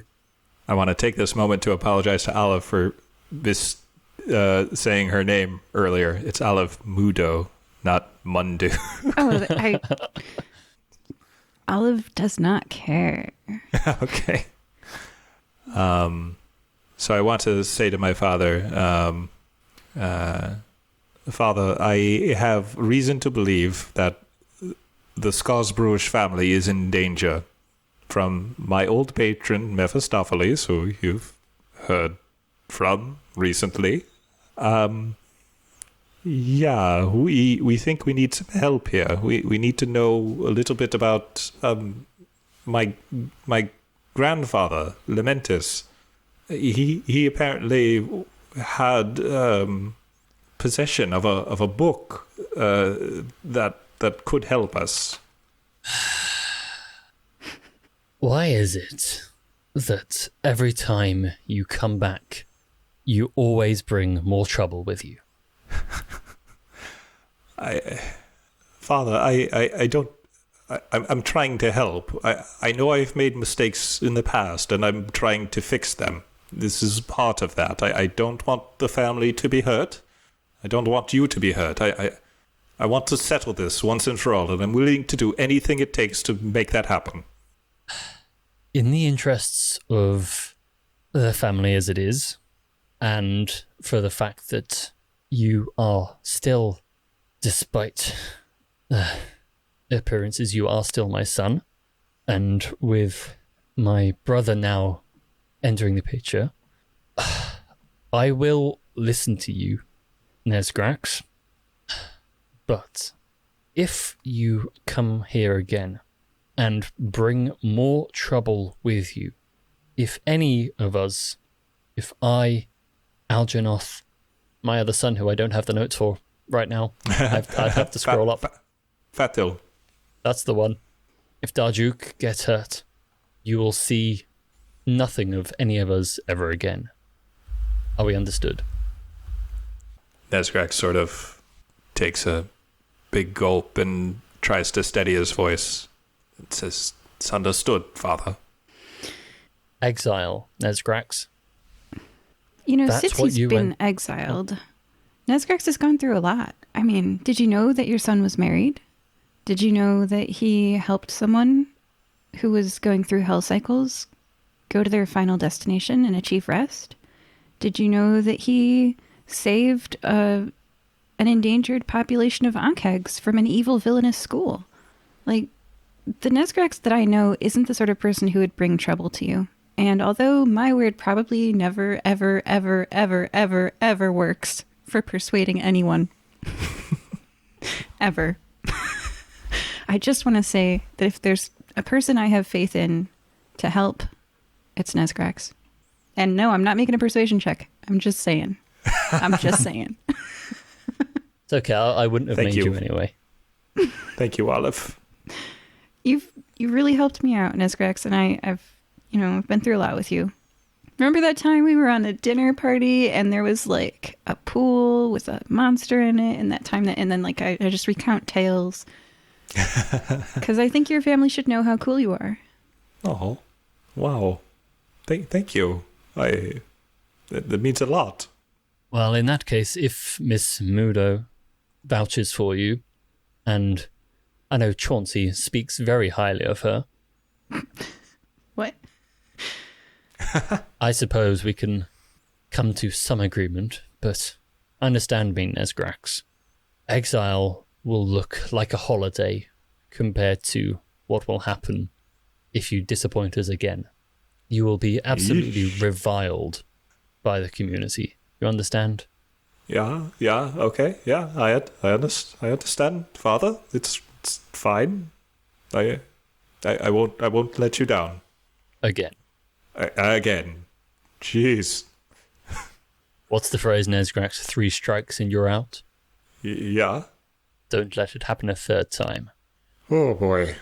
Okay. Yes. So anyway, Lamentis, Father. We need to know about Grandfather Lamentis. Yes, my father. Very absent he was. Very always away with the fairies. Off on an adventure or another. Never had time for any of us growing up. But he was admirable in his own way. He certainly explored the various frontiers and did quite a lot of good for the scientific community. You'll find there's a lot of what we have in the Natural History Museum here in Nicomoy. Will have his name inscribed on quite a lot of the exhibits. It wasn't meant to, of course. The museum got very angry with him. So you're saying we should go to the Natural History Museum to find the answers that we're looking for? Well, it depends on what you are looking for, Nesgrax. We're looking for the Book of King Palentis. He's going to roll a history check. Okay. Okay.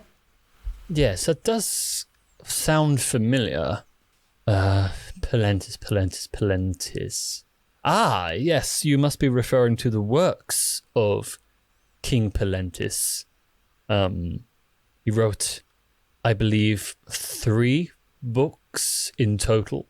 We have actually 2 of them here in this room. One of them is very dangerous itself. That is the note finding.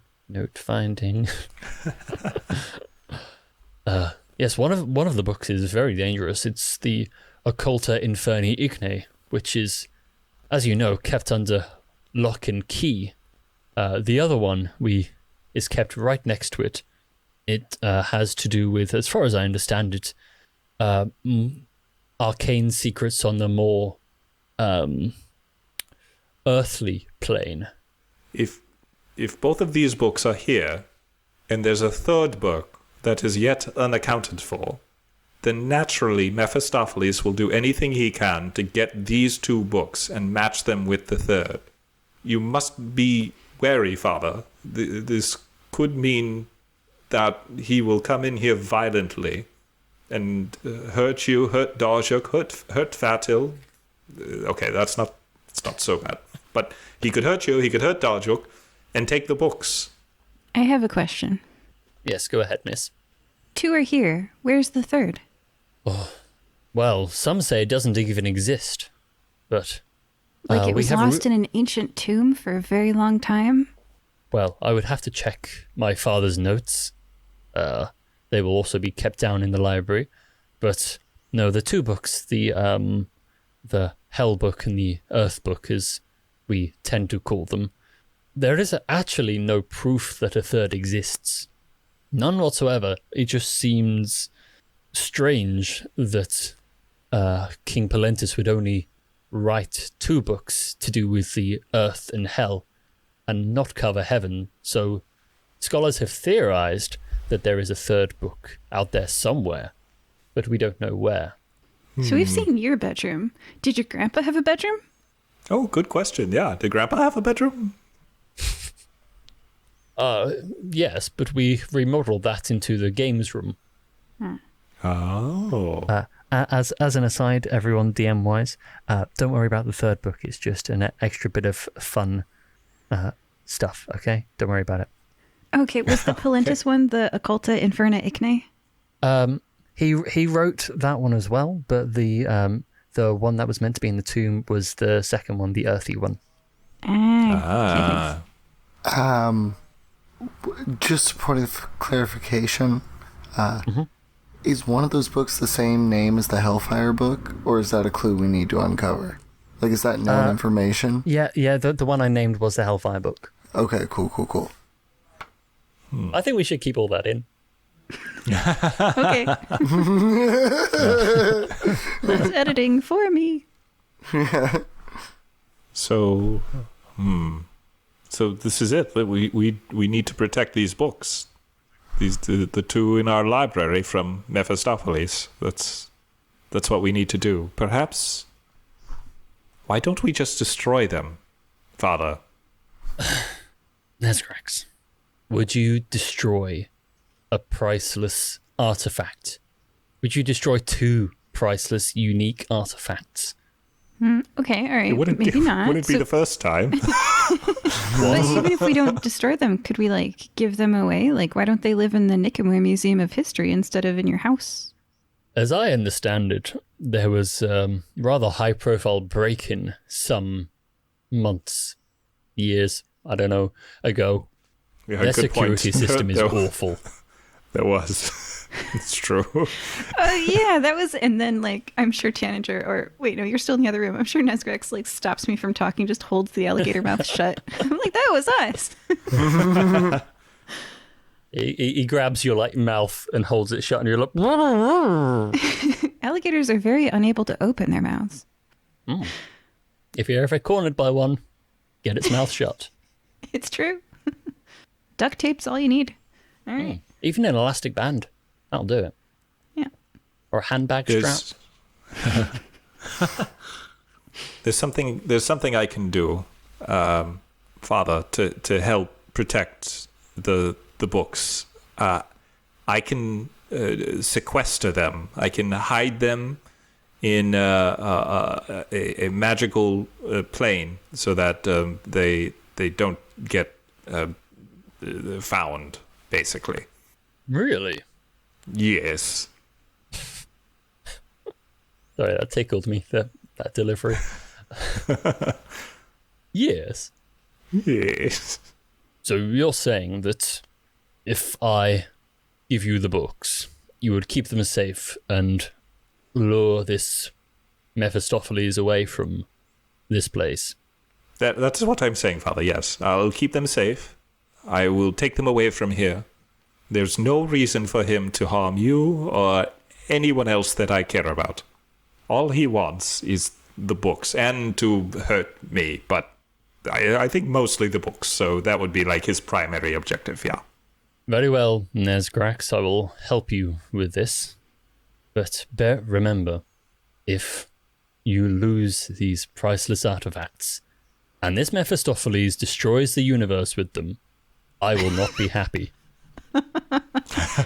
If I and everyone in the entire universe die, I'm going to be so mad with you.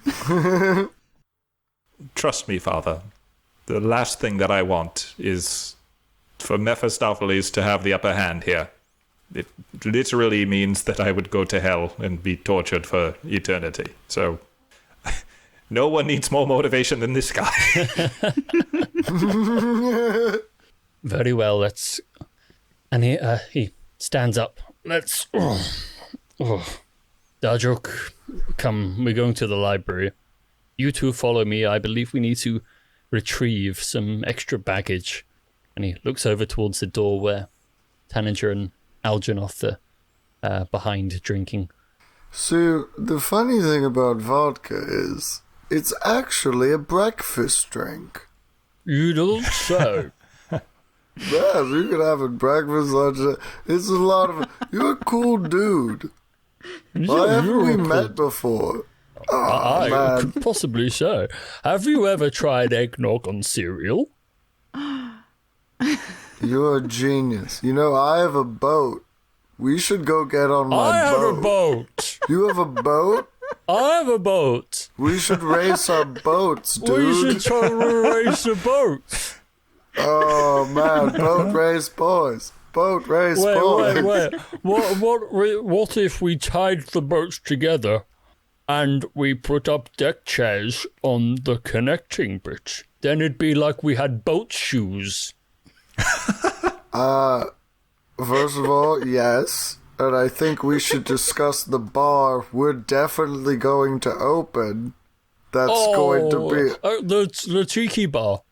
We could make a whole flotilla of ships and bars. I'm a millionaire. Yes. And the mob's mad at me or whatever. Oh my god, Hey, we're me on too. the mob. Hey, you too? Hey, alright, 2 birds, 1 stone. That's what we should call the bar. Oh, two birds, one stone. Two birds. Tanager keeps chanting again. Two birds, one stone. Yeah, so from the dining room, you hear through the door just chanting of 2 birds, 1 stone, 2 birds, 1 stone. And you even have Curry, and he has Chauncey. I didn't realize you were the same person. Oh, God. I'm just Nesgrax's uncle. Oh, my God. Now I'm thinking about those little baby satyrs and how I'm like, I want to be their uncle. Yeah. Beautiful symmetry, y'all. 5 stars. 5 stars on iTunes. Oh, yeah. Oh, hello, Olive. Nesgrax, what's up? Do you want to invest in this bar with me and my new best friend? It's gonna be amazing, okay? It's called the 2 stones, 1 bird. And it's on a boat, right? And you drink underwater. Wait, no. You tie your feet to the boat and you drink. Okay, Tanager, is there like a spell or something you can use on yourself to make you see terrible ideas? I'm not that kind of cleric. Okay. Drink. Everybody drink. But Tanager is an experienced drunk, so he slaps his new friend on the shoulder, stands up, wobbles over to you, and gives you a wink, and then it turns into a blink because he forgot which eye he was using. But he's like, I got this. And he'll be functional. All right. To the books. Okay, yes, Mulrir Skarsbruch leads you to the library section, which is located towards the back of the castle. It's a very old section. There are rows upon rows upon rows of shelves. Each one stretches maybe 30 feet in the air. They're covered with old dusty tomes, and there's a red velvet carpet with tables along the place. There are lanterns, flameless lanterns everywhere, because obviously we can't have flames in here. Tanager. Yeah, protagonist from The Name of the Wind. No smoking in here. No smoking. That's what I'm saying. Fine. I need to invent vapes in this universe. I'm just sure Boltzmann could sort you something out. But yeah, as you walk in, Chauncey does tap the no smoking sign, very pointedly at you. So, He was about to light one and puts it in his pocket. But yeah, going towards the back of the library, there is this closed off, locked area to which Mulrir pulls a set of keys from his robes and selects a very old, ornate-looking key, fits it into the lock, opens the door, and beyond there are maybe only about 3 cabinets, but all of them have glass panels on the front, and they all contain very old, dusty tomes. One of them he leads you towards has 2 books inside. One of them, Nesgrax, you will remember from your epilogue last year as the Occulta Inferni Ignae, i.e. the Hell book on Hellfire. That has its own chains around it, which tries to prevent it from being opened at all costs. Whereas the one next to it is propped open on a stand. And let's say, Olive, you're probably more interested in this sort of jazz because it's very earthy. You will see, yes, this book is opened on a page with a large illustration of what looks to you like a giant worm. Oh no. Okay. And the caption underneath it is inscribed in some very fancy drop cap writing. It says, "The World Eater rises at the end of days." Oh, Beans would love this. I take out my parchment and charcoal and I start copying the World Eater because Beans would love this. Beans does love a giant worm. So, Nesgrax, here are the books, the Occulta Inferni Ignae and the Terror book. We haven't quite named it properly yet, but the name we've given to these two books because, as you will see, the spines line up and interlock to make one big book. And as you take a peek through the glass panel of the cabinet, you do in fact see that the spines should seem to latch together if you push them together to make one big book for whatever reason. Oh, okay. Yes. We were given to understand the name of the two books together is the Arcaneum. Is that right? And Darjuk looks over and nods. It's like, why do you know so much? Yes, it's the Arcaneum Terra e Inferni. So, magic book of earth and hell, effectively. That's just what we've named it. Okay. So you see what we mean about there should be something about heaven in there somewhere, because we got earth and we've got hell, but maybe there isn't a heaven if there are only two books. But that's not a question for right now. Tanager's been there. Yeah, it's real. Yeah, no, I'm no moral philosopher, but we live in a crazy world. There's definitely a heaven out there somewhere. Also, moral relativism, where one person's hell can be another person's heaven. It's that play Hellraiser. Oh, yeah. And it depends on whether or not Simmons there. Am I right, Tanager? Oh, please just go one day without talking about friggin' Simmons. Oh, you're going to love next season. Why? What's happening in the autumn? Okay, well, look, Nessie, my boy, let's grab these books. If our old buddy Top Hat is looking for him, he's going to come for him. So let's pick our battleground, so to speak. Get it away from your family, hopefully away from the general public, because it might get bad. You said you had a teleport spell. Let's make him come to us. Make him... Wait.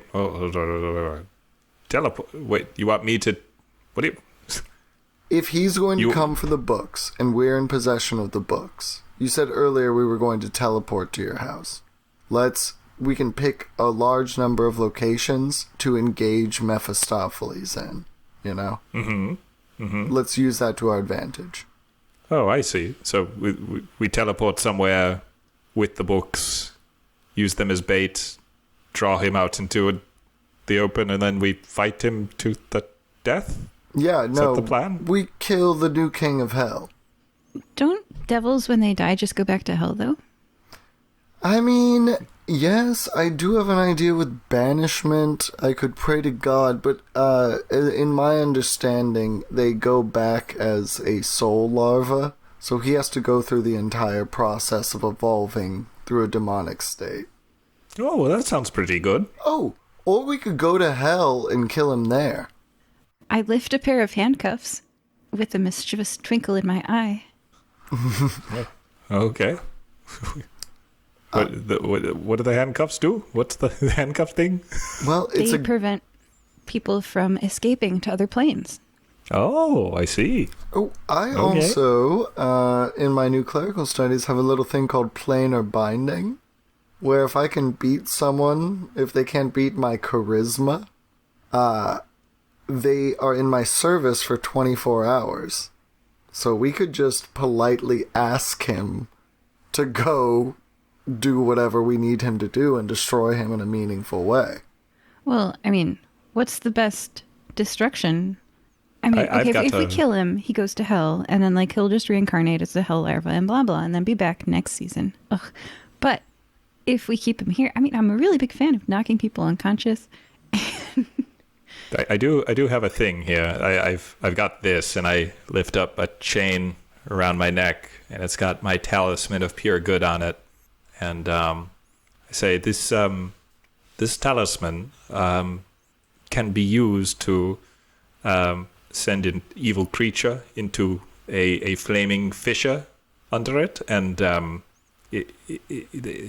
there's a small chance that he could escape. Otherwise, he gets destroyed, as if there's no trace of his existence after this.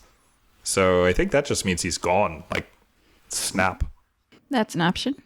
Yeah, we've got one person going, let's imprison him. One person going, let's kill him and he can reincarnate as a hell larva. And one person going, let's actually destroy him in a hell fissure. Let's see what happens. Tanninger votes for Hellfisher. Absolute destruction is the better option. This is one entity. I believe in the Reveler. Everyone should enjoy the party. This is one person who needs to be kicked out of the party, and the party is existence. But he does have a top hat and a monocle and an adorable mustache. Okay, all right. Do you think Mephistopheles is hot? No, he's like like nerdy pathetic where you don't want to kill him. No, dude. Okay. Jeez. Mendax. Period. Oh, yeah. He doesn't get to live after that. He doesn't get to exist and keep seeding his way into our lives and taking things that we love. He threatened your entire family today. Yeah, that's Scarbouche. true. Yep. Mm-hmm. Let's erase him from the books. Well, Yeah. let's choose the battleground. Where do we want to lure him to? Where's the most holy place we know of? Holy place. I was in a temple recently where they danced a lot. Oh my god. We were in Asgard once, remember? I mean... I guess.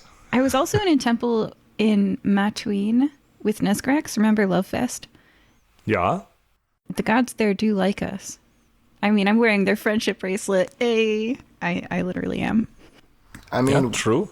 we can use my home temple if we want, but it sounds like if there's multiple gods that favor us, that might benefit us more.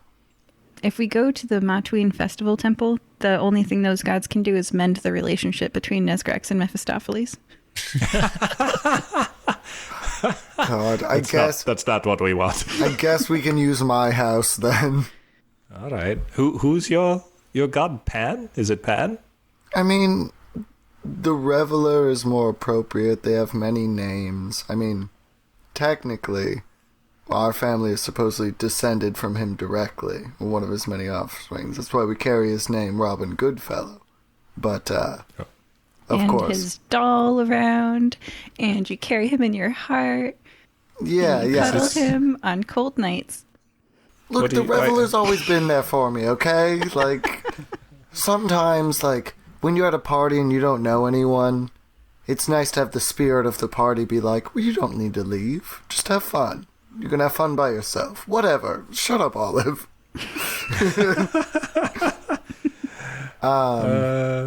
Okay. But yeah, it's hollowed ground that we're familiar with.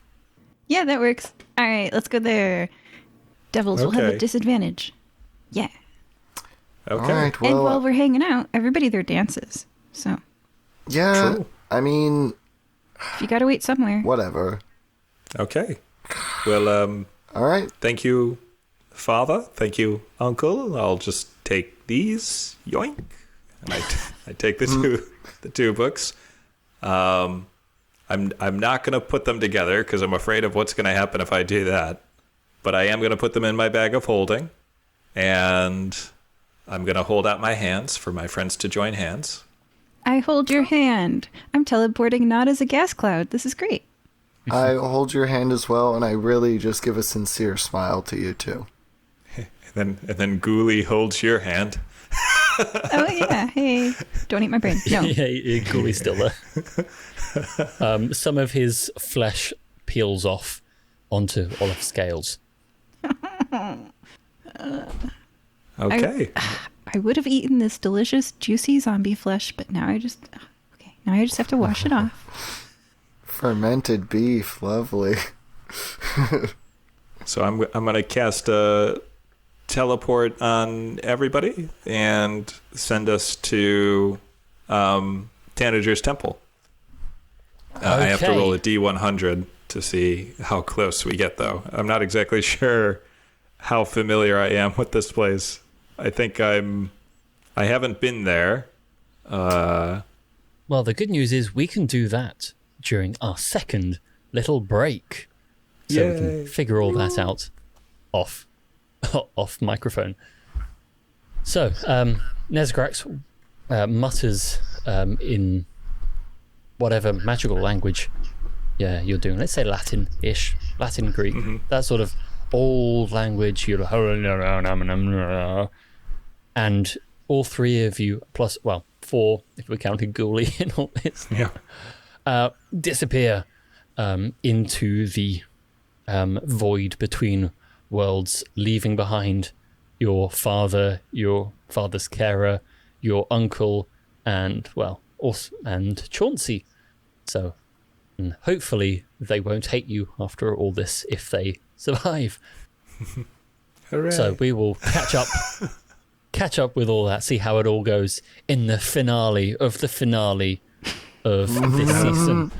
of the Fire Breathing Kittens podcast. Joining us just for the second portion. We'll be back very, very soon. Don't go anywhere. We're Nezgrax, Hello. Goodbye. Olive, She sniffs but does not eat Ghoulie. good, and Tanager. I really don't want to talk to my brothers today. We'll see you in a moment. Can you think of someone who might enjoy this podcast? Please share it with them. Is their birthday coming up? A special anniversary? Would you like us to wish them a happy day on your behalf? You can arrange for us to read your shout out on air at firebreathingkittenspodcast.com through our partnership with the website Buy Me a Coffee.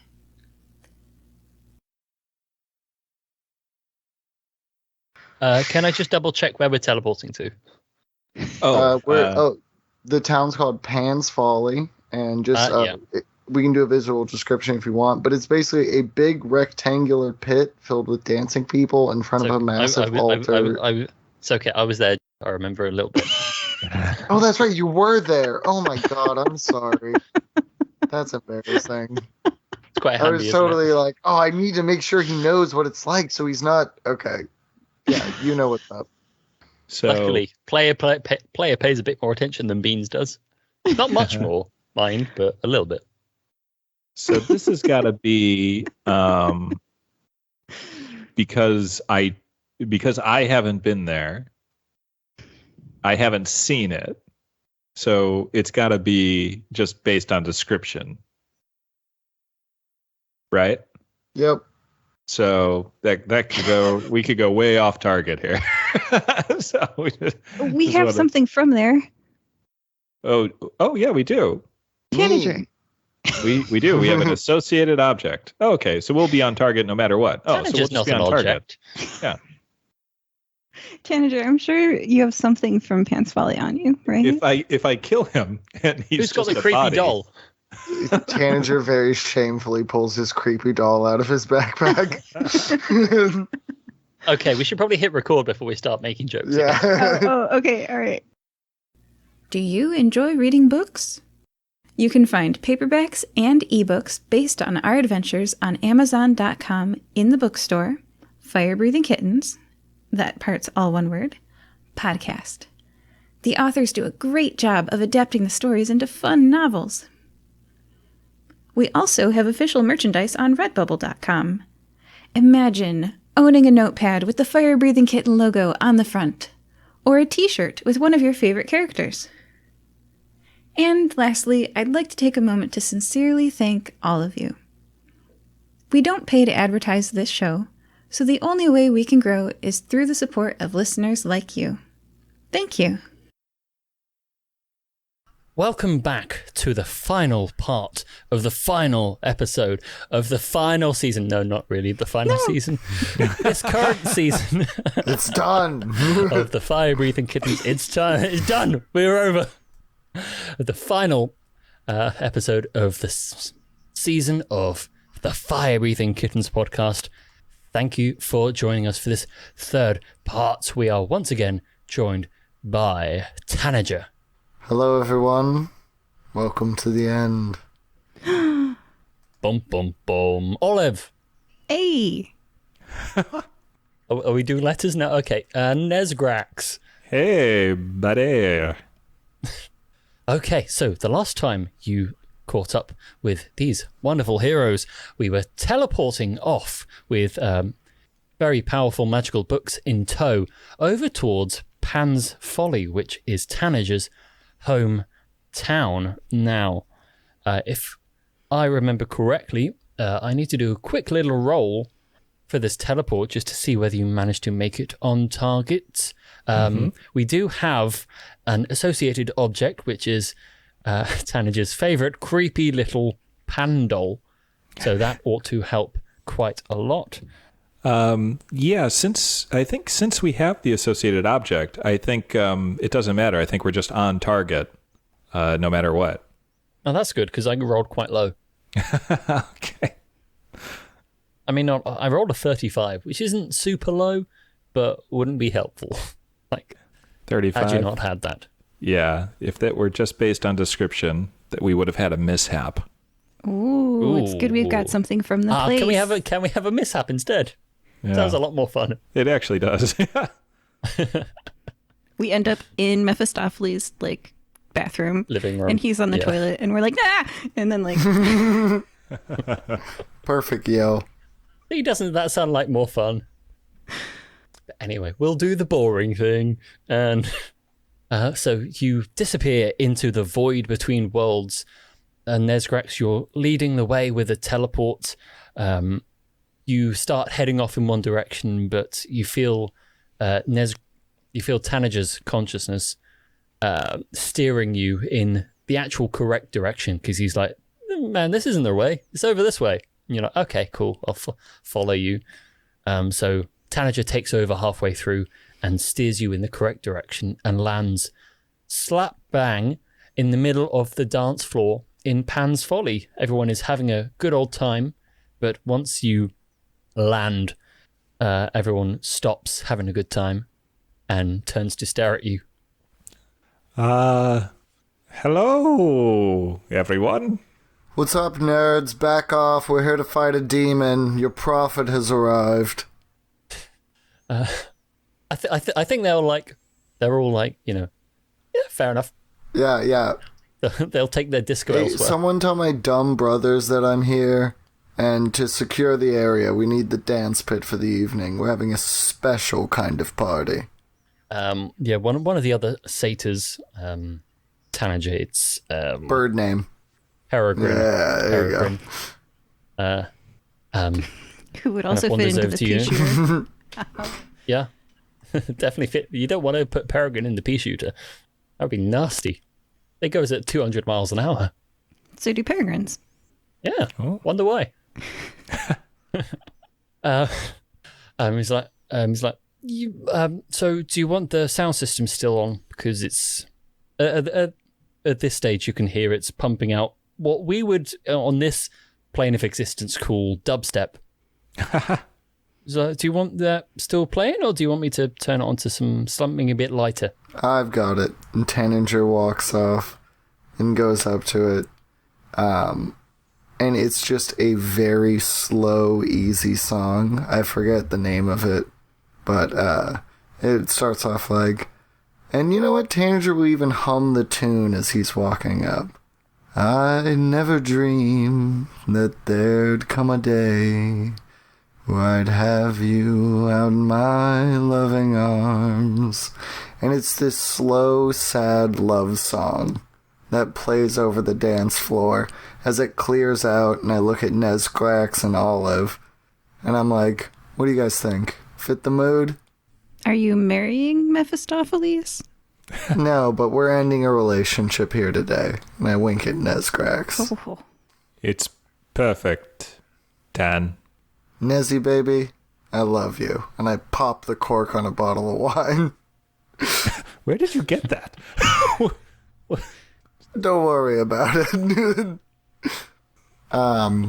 Yeah, and then I guess we'll just sit and chit-chat and drink and I'll ply Olive with drugs, and we'll just wait for the bait to be taken. I mean, if my brothers are like, have the balls enough to show up, I guess we could have a couple allies, but I just want to make sure that there's enough room away that nobody will actively die. But also, if he nuked this town, I wouldn't be like super sad. I'd feel guilty, but not sad. I'll put it that way. Like when you cut someone off in traffic. Well, we could speed things up a bit. I could use contact of the plane and actually tell Mephistopheles where we are and to come find us. Yes, do the typewriter scene again. Oh, yeah, I start casting Magic Circle. Well, the only problem is if I fail this, I could take some psychic damage and go insane until I finish a long rest, so I would be pretty much out of commission. I'll be fine. Don't worry about it. You know what, darling? I'm actually a bit of a healer now. I guess that's true, yeah.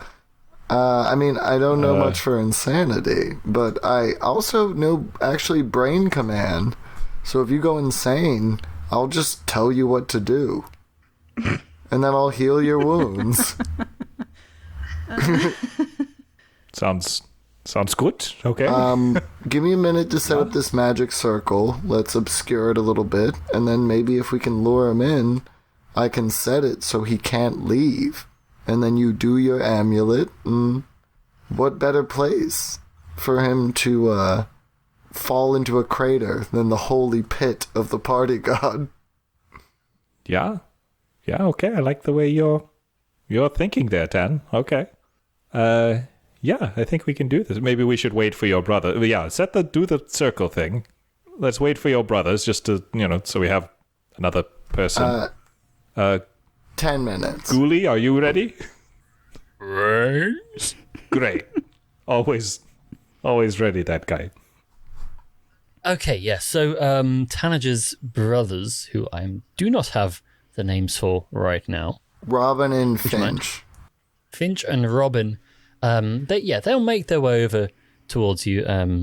Just kind of have a check to see what's going on. That you've got all the proper permits in place for, because it's a party zone. You can't necessarily have a fight to the death on a party zone. So they just like wander over and go. Well, first of all, Tanager, hi. I mean, you could have dropped by first, but before your fight to the death. But all right. Do you need anything like drinks or balloons? First of all, yes.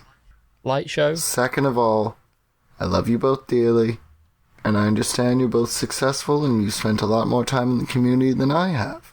But I am the prophet, and God says I get the party zone tonight. So listen to what your God demands. That being said, I love you both dearly. Please, this could get bloody. You might watch your brother die tonight. I know I'm not the favorite, but maybe at least get a picture of us together before I get my face ripped off by a devil. Come here, boys. Okay. I mean, my hair's not sorted, but okay. Alright, Tanger takes a picture with his brothers, and then is basically like, you don't need to interfere. I don't want you in danger. Just do your best to protect the city and mitigate any sort of collateral damage you can. Also, drinks and balloons would be nice. Okay, they go to get some drinks and balloons and maybe some snacks at the table as well. Mm-hmm. Just some like peanuts, just to keep everyone's like protein levels up. Just snacky food. You got it. Yeah, just snack food. You don't want to fill up on a fight to the death, do you? No, you get sluggish. Yeah. So they go off and sort that. So Nesgrax contacting other planes. Mm-hmm. Okay. Oh boy. Wish me luck, guys. Good luck. Bardic Inspo if you haven't used it. Oh, true. Yeah, true. Okay. Okay, I need to make a intelligence check, and I have to beat a 15. So here we go. You can do it. And if not, Ghoulie and you can play chess, and we'll bet. Ooh, 17. Attaboy. Surprisingly close. Yeah, it was close. Okay. Yeah, when I do contact other plane, well, we've done this before. I think it takes a minute to cast, and it lasts a minute. And on a successful save, I can ask the entity up to 5 questions. And the DM has to answer with one word, such as yes, no, maybe, never, irrelevant, or unclear. And if the entity doesn't know the answer to the question, they say unclear. And if a one-word answer would be misleading, the GM might instead offer a short phrase as an answer. So I only really need to ask one question. So I spend the minute doing my... and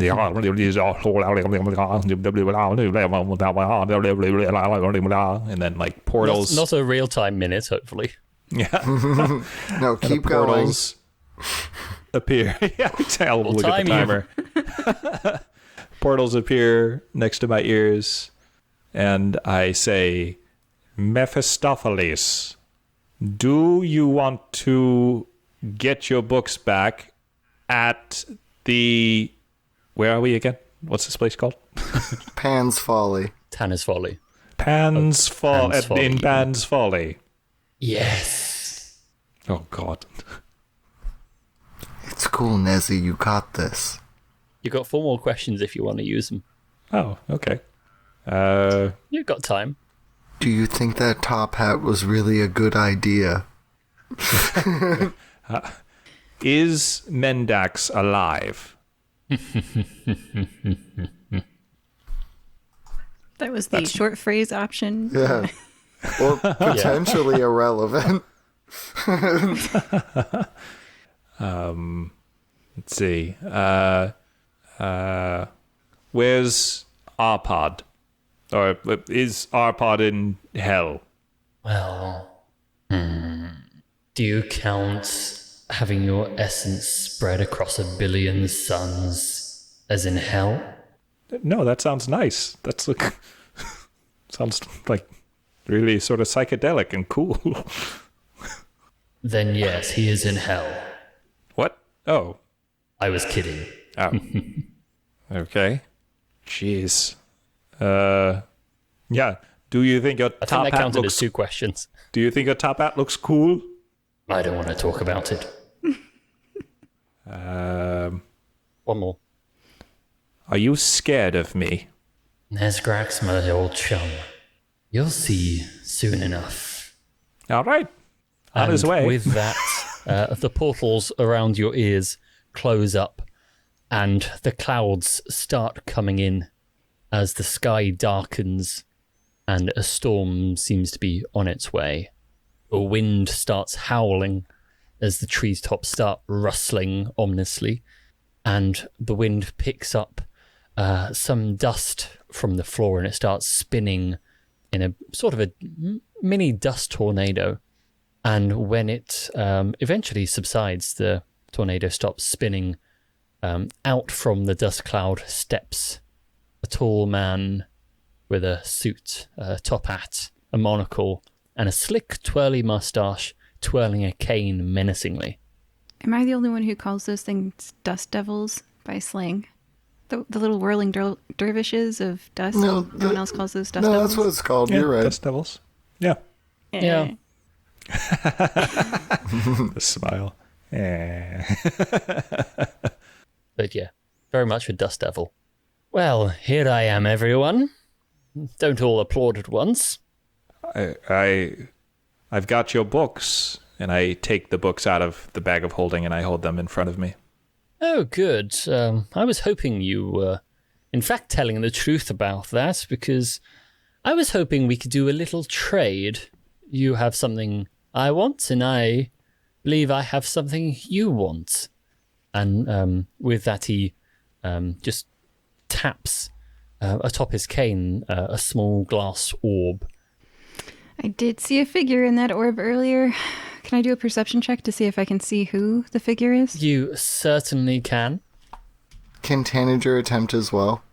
Yeah, of course. If Olive nudges you and just go, well, I mean, it was a very deliberate action, Yeah. I think. Well, I guess it would. It's like, I have something you want. Hint, hint, It hint. wouldn't be so much noticing the figure as like looking at the orb, and even then, I still only rolled a 14. So 23.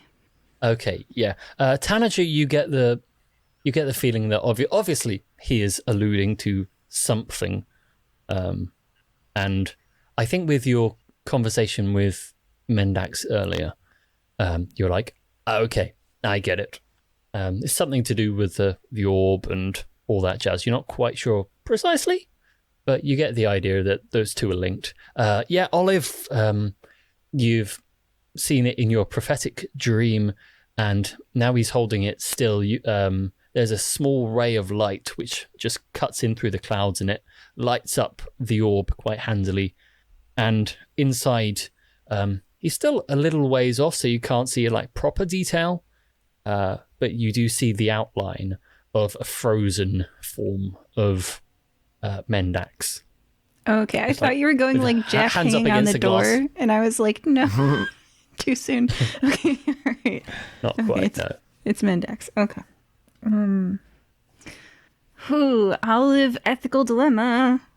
If I tell Tanager that is Mendax, that might influence whether, because like we don't know how to get him out of that orb on the end of that stick. So either Mephistopheles dies and he gets automatically released, or Mephistopheles dies and he's stuck in there forever. So like that would probably influence okay, all right. If I tell Tanager, that could affect his willingness to fight. I elbow Tanager and I say, Come on, Olive. Okay, So, all right. Tanager, you just get elbowed by Olive for no reason. What? Either Mephistopheles is very good at whittling, or that is a tiny Mendax inside that glass sphere. There's only one way to find out. Tanner will use his new ability, Divine Intervention. I don't want to roll it, just in case it works, because it's only a 10% chance on a 100-sided dice. So I would like the DM to roll it. Because if it works, someone out there will think I'm lying. It's the finale, and then, oh, this tiny ability just happens to work. So, please roll it, and I can read the entire description, but long story short, it's often the use of a higher level spell, but it's not necessarily like you ask and the god does it. It's more you ask of something and the god does what they think is best in the moment, which is often casting a spell or something. Yes, so I've got it up here. It just says, describe the assistance you seek and roll a percentile dice. If you roll a number equal to or lower than your cleric level, your deity intervenes. So you are a level 10 Yeah, cleric. so it's Correct? a 1 in 10 chance right now. And all I'm asking is bring Mendax back. Okay. I have the percentile dice here. I know, my heart's pounding right now. You can hear that? Oh, those clicky clacks. Roll. I rolled a 21, I'm afraid. Damn it. Alright, whatever. Reveler's busy. Well, that said, Pan is quite busy, as far as I know, being married to the Queen of Autumn. Yeah, and again, this is just a quiet prayer that Tanager is like mouthing like an old lady during sermons at a Catholic church. Yeah, you get the answering machine. Whatever, dude, I get it. So, you send up your call and it's like, hey, dude, you reach Pan. I'm a little busy at the moment, but if you could just leave me a message, I'll shoot you right back as soon as I can. Oh, Catch you later. hey, Pan, it's your prophet, just doing your will on earth. If you got time, please call me back. Thanks. He's on his honeymoon, Tanager. Yeah, whatever. We've all walked into our dad's bedroom at the wrong time. Okay, that was it. That was my Hail Mary. But like Tanager, like I don't know how to turn little glass marble people back into people. So, do you? Look, he killed Mendax. Mendax is dead. Resurrection is a thing. If he's using him as a shield, we gotta break through it, and we'll deal with Mendax later. This is about Nezgrax. Okay. All right. We gotta end the cycle and save the world. And you know, I know you don't like death and you believe in friendship, but we have to make sacrifices sometimes. I think it was easy breaking up with Drusilla. Come on, Olive. He elbows her back.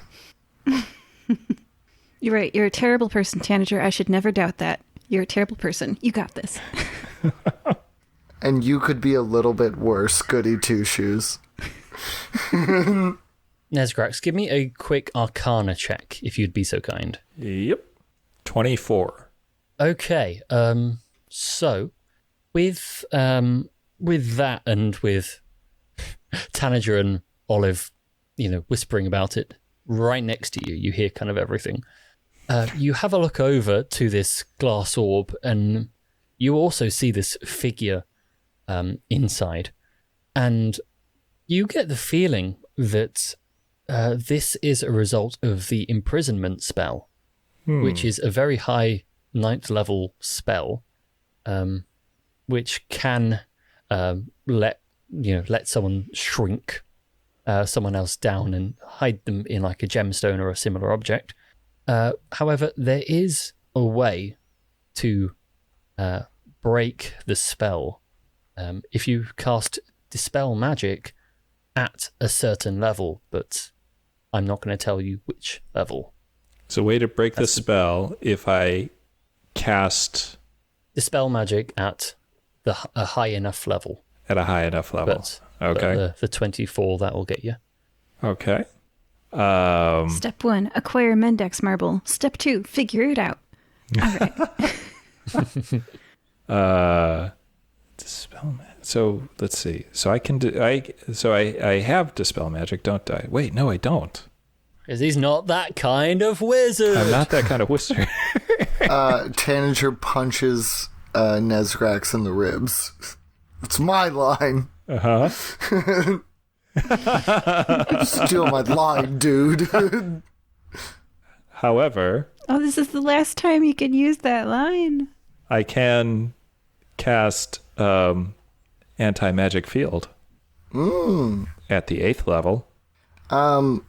Nezgrax, do you express any of these thoughts to the group? Yeah, I'm going to telepathically... Wait, hold on. Let me check my slots here. Oh, no, I'm not going to do that telepathically. Yeah. Here's what I'm going to say. I'm going to say to Mephistopheles, you're going to release Mendax, or I am going to burn these books. Well, it's interesting you should pick that particular phrasing, my old chum. Yes, I sent you for that particular Hellfire book so many moons ago. Do you know why I actually wanted it to begin with? Do you actually know what Hellfire is? I figured it was a way for you to become the all-powerful ruler of hell. Well, if that were the case, then how did I manage it without the book? Good point. Good point, yeah. So why do you want the books? Hellfire, my dear chum, is not what people think it is. People think Hellfire is an all-consuming blaze that wipes out everything it comes into contact with. No, Hellfire is rebirth. Hellfire is the ability to reshape the world, sometimes the way it needs to be reshaped, both figuratively and literally. You bring up the fire from inside the planet's core and reshape the planets as you see fit. Well, it's the end of days, yes, but I know some of the days some of you have had, and wouldn't you all like a fresh start sometimes? No. You're absolutely wrong, and your belief goes against my central philosophy as well as my gods. This world is perfect, and sometimes parties get weird and they suck, but this is the party we have. You're wrong, dude. And I I walk closer to Nezgrax, and I try to provide him physical comfort by getting closer to him. And I motion get him, dude. You know what this is. He's just a jerk. Tanager's right, Mephistopheles. Sure, we've all made mistakes, but look at me now. I went from being a drunkard and a philanderer to becoming a hero and a friend and an adventurer. It wouldn't have happened without my mistakes. I wouldn't want to go back and rewrite that for anything, not even my father's respect and love. So no, you're wrong. Now hand over Mendax, or these books will go down. They'll in go flames. to hell. They'll go to hell. Thank you, Olaf. I'm a goat, dude. I'll eat these dang books. And you know what? Well, you. No, go ahead. I insist. I take a munch of one of the books. I take a big goat-size comedic with teeth mark and everything. Right out of the spine, so it never lines up correctly again. Which one? Tanager does not know and does not care. Okay. I'll do it, man. I'm crazy. Okay, Tanager, make me a Constitution saving throw. To see how powerful I become? To see if your teeth. Well, I'll tell you, that's an 8 on the dice, and I'm not a strong man. That's a 9. Okay. Okay, it's not as bad as it could have been. Tanager, you take 21 points of fire damage as you bite into the Hellfire book. I love this. I like this. This is fun for me. So it's very, very much like the sensation of eating a very, very hot curry, where you take a big bite because you think it's not going to be too bad, and it's not too bad for about 2.5 seconds, and then it just hits you. Okay, I pull out a In this case, literally. I pull out a philosophy book because I imagine that's the book equivalent of bread, and start eating that. The book equivalent of It's a philosophy book. Yeah, I can see that. A goat would know. It'll sustain you. It's not exciting, and sometimes it's impressive, but it's bread. It is a literary breadstick. Okay, yeah, we'll say that it's a one-time damage, so you're not going to keep getting burned by these hellish pages. But Mephistopheles, after you've taken a big ol' chomp, says, "Well, you know what they say. Order to make an omelette, you need to break a few eggs. Got to break you to get there, then fine. Okay. So be it. Let's do this. Okay. Everyone, please roll me initiative." Oh, jeez. Second 8 in a row, that will be a total of a 10. 5. 14. Olive has 14. Tanager has 10. Right? And then Ezrax has a. Then. Ba-doo-doo-ba-doo-boo. Okay, Olive, you're off the mark first. How far am I away from the Lord of Hell? And what sort of... I guess there's an altar on the dance floor, and then we're in a pit, so there's walls, right? And there's also the magic circle that Tanager made that can bind him. Yeah, so please tell me the relationship of physical objects in the area. Okay, so the altar will be at one end of this pit. That's where the music system is set up and where all the lights are going. The disco balls come out to play. So the pit is, what would you say, about 100 feet long in total? That's about right. Be a good-sized party pit, yeah. Then 50 feet wide? 50 feet wide, probably about 10 feet deep. So it's like, Okay. you can't, like, easily climb out. It's a deep swimming pool, basically. And then, yeah, we'll say that you three and Mephistopheles are like a third of the way in from either side. So if it's 100 feet long, you're 33 feet in, and he's 33 feet in, so you're 34 feet apart. But we'll round that up to 35 just for sense of these because we work in fives here. And the magic circle is placed, like, not right next to the altar, but, like, maybe 10, 15 feet away with a 10-foot radius. So, it sounds like a fourth or a third of the pool is, or the dance floor, whatever you want to call it, is taken up by the magic circle. Okay, so how far away is Mephistopheles from the magic circle? From the magic circle, well, let's say the magic circle, its circumference basically touches where you're currently standing, just to make things easy.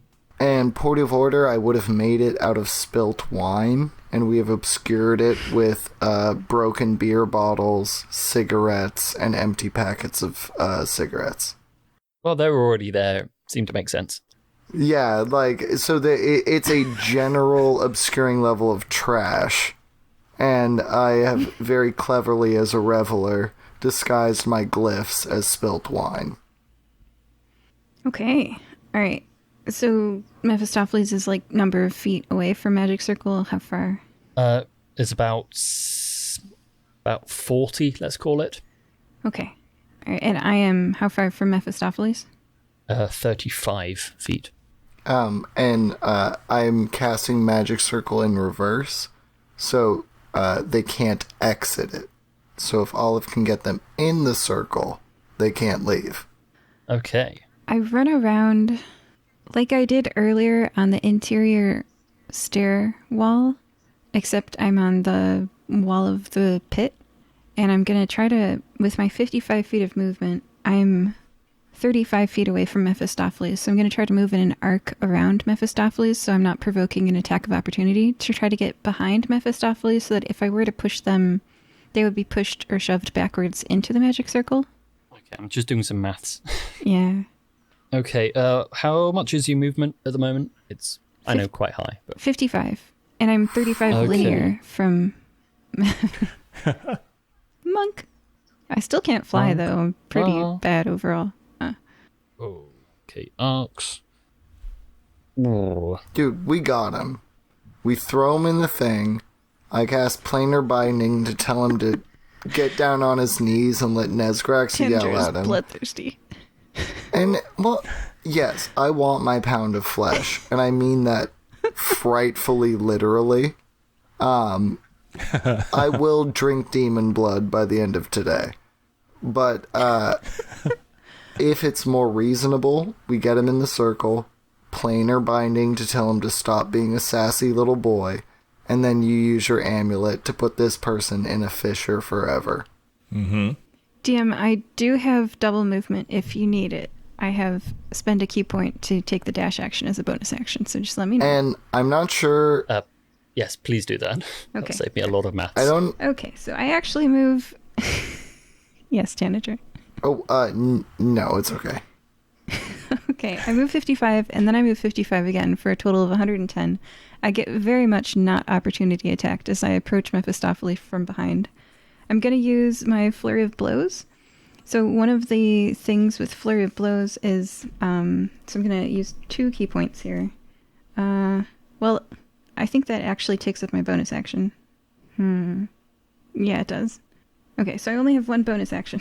So I'm just going to use it to get behind Mephistopheles. I couldn't push them 40 feet anyway. That wasn't happening. So I'm now on the backside of Mephistopheles, and I use my normal action. So I used my bonus action to move, using a key point, and Step of the Wind, and I used my move to get another movement, and then I used my action to try to hit them twice. I'm going to punch them in the nose. I feel like that's a good one. All right, and then well, that's pretty terrible. Okay. So the first one to hit is a 20 non-natural, and the second one to hit is a 24. And I'd like to know if those hit because I got more stuff coming. So. Neither will hurt. Just to speed things up, the AC is 25. Oh, okay. Just So- for future reference for everyone. Yeah, I do a whole lot of bunk, and then I It's okay, Olive. He's the king of hell. You throw your fist towards him, and he like ducks and weaves and occasionally turns into a gas cloud and your fist just flies straight through it, you know. These things happen. This must be what those peasants felt like earlier today. Yeah. It's come full circle. I end my turn. Okay, it is now Mephistopheles' go. No, I don't think it is. I don't think he's allowed to go. Oh, is he not? Okay. Yeah. At the end of Olive's turn, I he think is I should going have to just use moved, one of his... entered his area, not left his area, because that's what actually provokes the attack of opportunity. And then, yeah, use my... I won't redo my turn, but all the fans who are like, wow, that player's really stupid, you're right. Okay, keep going. Oh, Hey, we don't know how to play this game. and to all the I should have run up fans, to him, entered his area of attack, not exited, so then that I would have had my bonus action remaining, and then I could have flurry of blows, and then stuff would have happened. So I would have gotten 2 more attacks.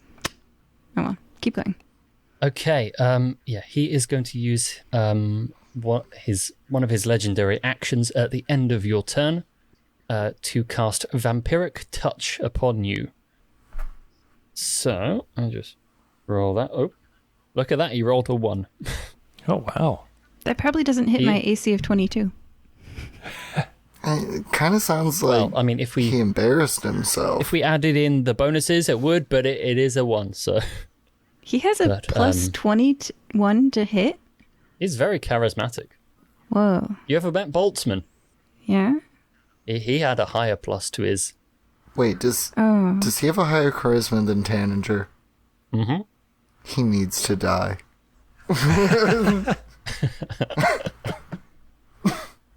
I'm thinking I shouldn't fight this guy, you guys. I kind of suck compared to a Lord of Hell. I'm just gonna die here. Don't ever say that again. However, luckily, this does not hit you, Olive, as you also managed to briefly duck out of the way because he's got quite a lot to concentrate on at the moment. But his actual turn now. So yeah, he will... Oh, this sounds like fun. He's going to cast Shadow of Moil. Oh, is it a ranged spell attack? Because by standing in melee with me, he gets disadvantage on it. It is not. It is one that affects him. Oh. So I will read it out to you because it's quite fun. It says, flame-like shadows wreathe your body until the spell ends, causing you to become heavily obscured to others. The shadows turn dim light within 10 feet of you into darkness, and bright light in the same area to dim light. So the clouds have come in, it's darkness already, so all of you are plunged into darkness. It says, until the spell ends, you have resistance to radiant damage. In addition, whenever a creature within 10 feet of you hits you with an attack, the shadows lash out at that creature, dealing it 2d8 necrotic damage. So I will endeavour to remember that I have done that. So in the darkness, Olive, you hear his voice saying, do you feel safe now, little lizard? You've I really hope never not. been a short lifespan animal before, have you? Because, like, I got maybe 15 years left to live. You start to think about the big questions when that's what your life's like. You know? Safe. I wouldn't feel safe if it was bright or dark. It doesn't matter. No, I just meant in the case of being directly next to me, you know, Lord of Hell, all that. You're wearing No? a top hat Okay. and a monocle. You lost me there. Is the top hat made out of It's- beaver? I've been meaning to ask this whole time. Fashion is cyclical. It will come back. Keep talking. I can hear where you're coming from as long as you keep talking. Oh, Oh, yes, I forgot about that. that's why he wants to remake the world, so he stops looking like an absolute goon. Oh, makes sense now, yeah. Oh, you have a deep-seated insecurity. Okay. You can't pity see you. Mephistopheles, but I'm twirling my mustache to mock you. I don't have a Anyway, mustache. that is... I believe because we've used our action to do that, that is the end of his turn. So, the area around him and Olive, 10 feet in each direction, is darkness. So, you cannot see him. Double check whether it says magical darkness, but Tanager, you're up. Simple answer action from Tanager. He, in response to Mephistopheles being a total jerk, casts Beacon of Hope. So, within 30 feet, I'll use my movement, or perhaps a jump, to make sure I can touch both of my friends, and of course Ghoulie. This spell bestows hope and vitality. For the duration, each target has advantage on wisdom saving throws and death saving throws, and regains the maximum number of hit points from any healing. You suck. Woo! These are my friends. And I will not hear anything otherwise. End my turn. Okay, whereabouts do you end your turn? Because you would have to use your pretty much entire movement to be right up in both Olive and Mephistopheles' joint grill. Yeah. I also have my Ring of Jumping, which allows me to triple my jumps distance. I have Mirthful Leaf, which allows a 1d8. I rolled a 6, so at the very least I added 18 feet of movement to a running leap, so I will jump myself directly into wherever I need to be. Okay, yeah, so you're up in the dark zone, we'll call it. Yo, yeah, my Okay. teenage years. Yeah, it looks like your bedroom, Tanager. Actually, in the darkness, there are some posters up there of your metal bands, and there's a purple and black checkered shirt. Yeah, Tanger was a ska kid.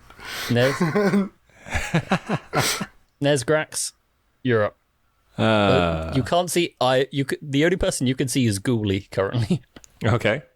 because the other two are in darkness. They're in darkness. Well, I'm going to cast Anti-Magic Field at the 10-foot radius. Oh, wait a second. Oh, it surrounds me. Oh, I thought Anti-Magic Field was something that you could do to somebody else. Okay. Well, let's see. How far away is he from me? He's 35 feet away from me? 35 feet, yes. Okay. Well, I've got my speed is 30, so that's 60 running, right? Is that right? If I run? Yes, you have Okay. to, well, you have to take the dash action, so you can't cast a spell and do that in the same turn. But it had a Okay. radius of how much? 10 feet. So, I mean, I can Yeah. walk You up should to be able him. to get in. Yeah. Yeah. Yeah. Okay. So, yeah, I want to walk up into his 10-foot radius and cast Anti-Magic Field. Okay, let me just read this. A 10-foot radius invisible sphere of anti-magic surrounds you. This area is divorced from the magical energy that suffuses the multiverse, blah, blah, blah. When within the sphere, spells can't be cast, summoned creatures disappear, and even magic items become mundane. Until the spell ends, the sphere moves with you, centered on you. Spells and other magical effects, except those created by an artifact or a deity, are suppressed in the sphere and can't protrude into it. A slot expended to cast a suppressed spell is consumed. While an effect is suppressed, it doesn't function for the time it's been suppressed. There's a lot of they use the word suppressed a lot. Yeah. Yeah, long story short, everything stops. Like, unless Yeah. a god is intervening, even my beacon of hope would be suppressed. Oh. Okay. Okay. So it reads to me as though they are suppressed, but they're not cancelled. So it's basically like bringing a fan into a smoky room. So the smoke doesn't disappear, but you can blow it around a bit. Okay. One small thing, are suppressed and can't protrude into it. Okay. If the spells is suppressed, it doesn't function. So it does sound like he actually shut down all magical effects. Yep. That's why it's called Anti-Magic Field. It's a very high level spell. But yeah, all magical effects It's an 8th level spell, in fact. He just hit the power breaker. Now only key works. Which honestly perfect. Oh wait, he broke the magic circle as well. Well, wait, isn't the magic circle in a different place? Oh, it's a 10-foot sphere around you. Yeah, the magic circle is at the other end of the. Yeah. the party zone. Well, this depends on how far Olive can throw Mephistopheles. So, like, if the anti-magic field is within 10 feet of me, yeah, she could, then It would take As 3 lo- turns for me as to lo- shove Mephistopheles to the magic circle No. because we are 35 feet away from the magic circle, 40 feet away from the magic circle, and I can flurry of blows push someone 15 feet at a time. But think about combos. I have Unseen Servant, Telekinetic Power, and Action Surge. I'm sure you can split your attacks up between movements. So we could, what's it called when you keep somebody in the air? We could juggle Mephistopheles into the circle. Yeah, and I could just stun Mephistopheles and someone else could handcuff him, and then we can drag him into the circle. And then I do my awesome charisma on him. And then that's that. Once he's in the planar binding, just all of this comes down to you. Murder. You've cleared more Okay. adventures than any other person in the Fire Breathing Kittens Guild since Pidge. Like, you of all other people are equipped to do this, and I'm here to support you. I'm just a monk. Lower the expectations. I will not do that for my best friend. Okay. Do you Who's remember the turn is first it? time we What's going met on? and you kept me Yeah, alive we made in the a Robo ocean? Voltron. Exactly. We're just killing time. yeah. Anti-magic field, make your move. It'll rotate to Olive's turn, and then she just has to juggle. Well, stun then handcuff is probably the fastest because then we can just drag him 40 feet. Hell yeah, brother. Okay, Nezgrax, when you walk into this area and cast your anti-magic field, the darkness around you, it feels like, you've just boosted out this, like, sphere of light, effectively. It's not actual light, but it feels like light because it feels like cleanliness, effectively. You blast this out and you see everything around you. You get a ping of magical disturbance from the top of Mephistopheles' cane. Ooh. And now I've been doing a lot of reading on this and had a lot of thoughts. Technically, I don't think anti-magic field would cancel the spell because imprisonment specifies that it has to be dispel magic at 9th level.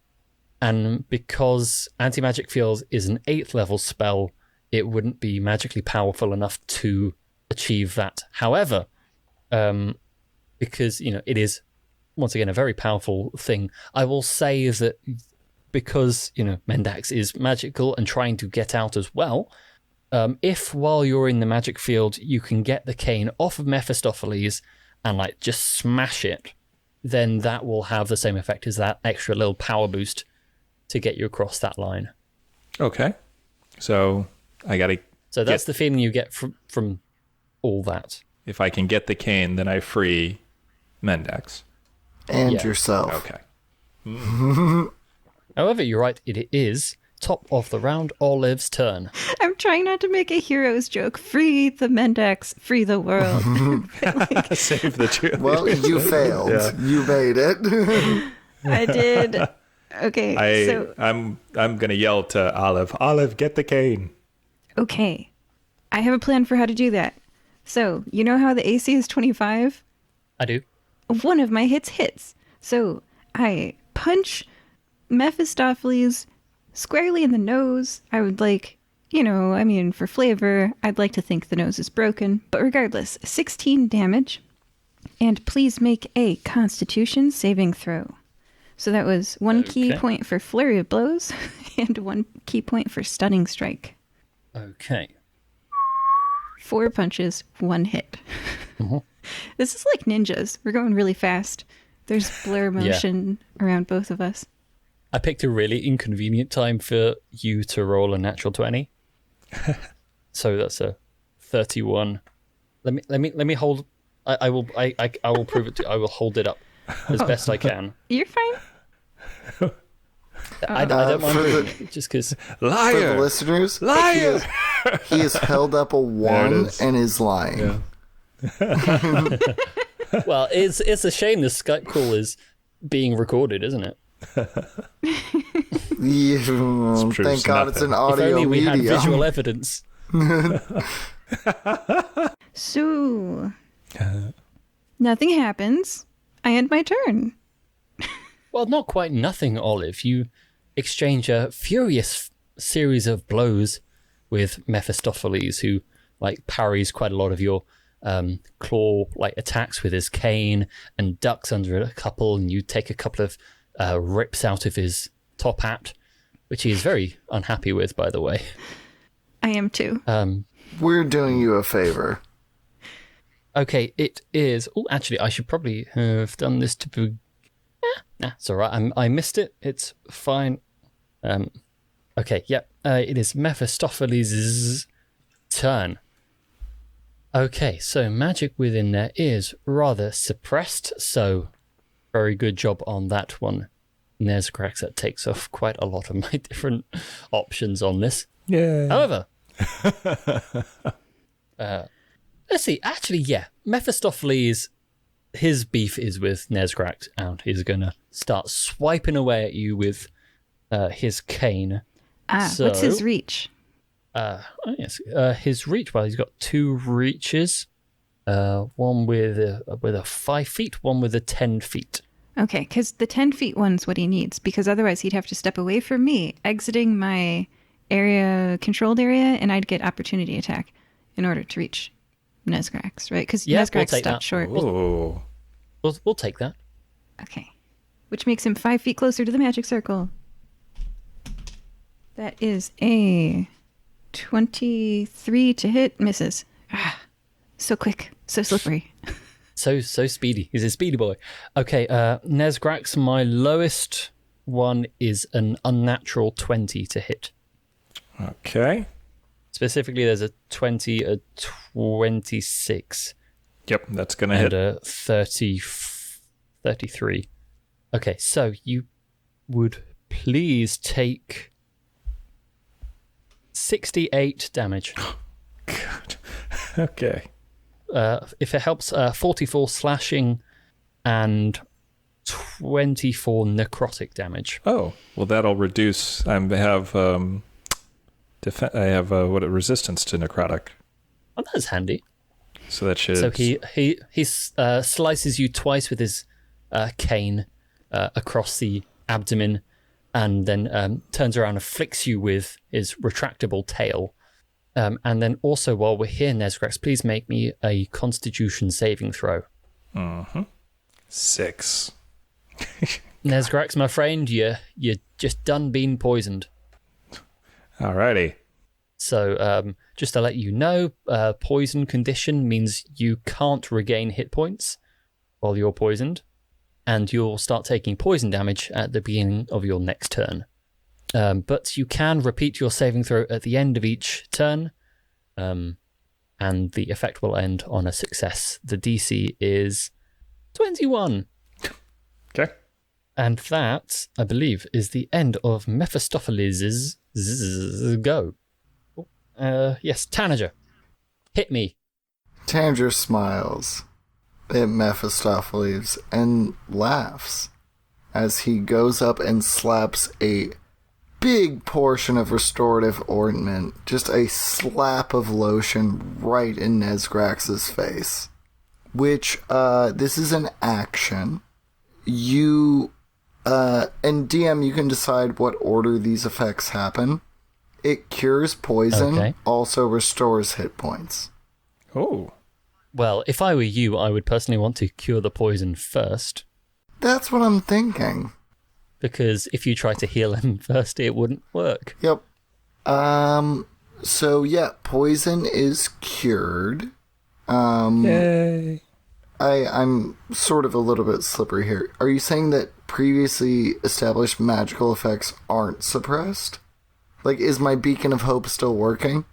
Let's have a double read of this. No, I don't think it is. I just want to double check. Because I thought you said one of... Yeah. Okay. I think it is suppressed, yeah. So let's do a 2d8 Yeah, it is. plus 2. So that's immediately 16 hit points restored. And then I'm going to go ahead and just, no, my spells won't even work if I'm close to Nezgrax. Well, yeah. okay, wait. Anti-magic field, what's the radius on it? 10 feet. 10 feet. How far away is Olive? Let's have a look. Mephistopheles is now 10 feet away from Olive, towards the altar. If you're also on the altar side of him, then she would be maybe. Well, you went up in their collective grill beforehand, so let's say you're 5 feet away from Olive. Although it does specifically say on the anti-magic field, spells and other magical effects that target a creature or object in the sphere have no effect on the target. So is she in the sphere? And secondarily, would me casting out of the sphere, can the magic penetrate? Olive is in the sphere at the moment. Yes. Cool, then I will just actively throw a bottle of healing ointment at her. I'll headbutt it so that it shatters and spritzes me with healing. Cool. I got 4 more. Oh, wait, no. I will stand perfectly still and let it hit me, which lets me deflect missile. Use my reaction to deflect or catch the missile when hit by a ranged weapon attack. The damage I take is reduced by a whole bunch. If I reduce the damage to 0, I can catch the missile if it's small enough to hold in one hand, and I have a hand free, and I can spend a key point to make a ranged attack with what I caught as part of the same reaction. Make this attack with proficiency. And it counts as a monk weapon. So then I throw it at Nezgrax, and it explodes on him, and he heals. Because you're injured, and I'm not. Cool. That'll end my turn. So do I heal fully? Oh, the first one, I forget how much I said. The second round of healing from the second jar was 13 points. Oh, wait. So do I get both of that? Yeah. I was trying to give Olive a backup in case she's in trouble, and she immediately deflected it and healed you more. So, Okay. So yeah, you get both of them. I'm not injured. Okay. I think I the was just first one was wondering. 16. So then the next one is 13, huh? And you're down 68? Yeah. Yeah. Yeah, that's Now- fine. Now I'm down at 0. 95. There you go. So that's good. I got to deflect missiles. I got to heal. Whoa, look at us doing the thing we were designed to do. It's almost like we've spent a full year developing these characters. Finally do our level 5 abilities. I'm that kind of cleric. I prefer to catch severed heads. No, for real though, we need to toss this guy in the circle and throw him in the pit. Mm-hmm. Yeah, I guess I will just try to then actions. Oh no, I already used my movement. Never mind, turn's over. Okay. Nezgrax, you are up, my friend. Okay. I'm going... Been a roller coaster for you, hasn't it? It sure has. You know what? It sure has. Yeah, I'm going to... Oh, God. I want to get this cane away from the guy, but... Okay. Ooh, hey. Oh, jeez. It's so difficult because I can't... Everything about me is about magic. I can't do it. Well, You've just chopped... Forget shooting yourself in the foot, you've chopped both your legs off. well, what kind of action does it take to end the spell? I dropped my concentration, so I could just drop my Is that a free action? To drop my... Yeah, I think so. Cool. So you could just drop it and then slip him a gut punch. Yeah, I think so. I mean, I could just gut punch.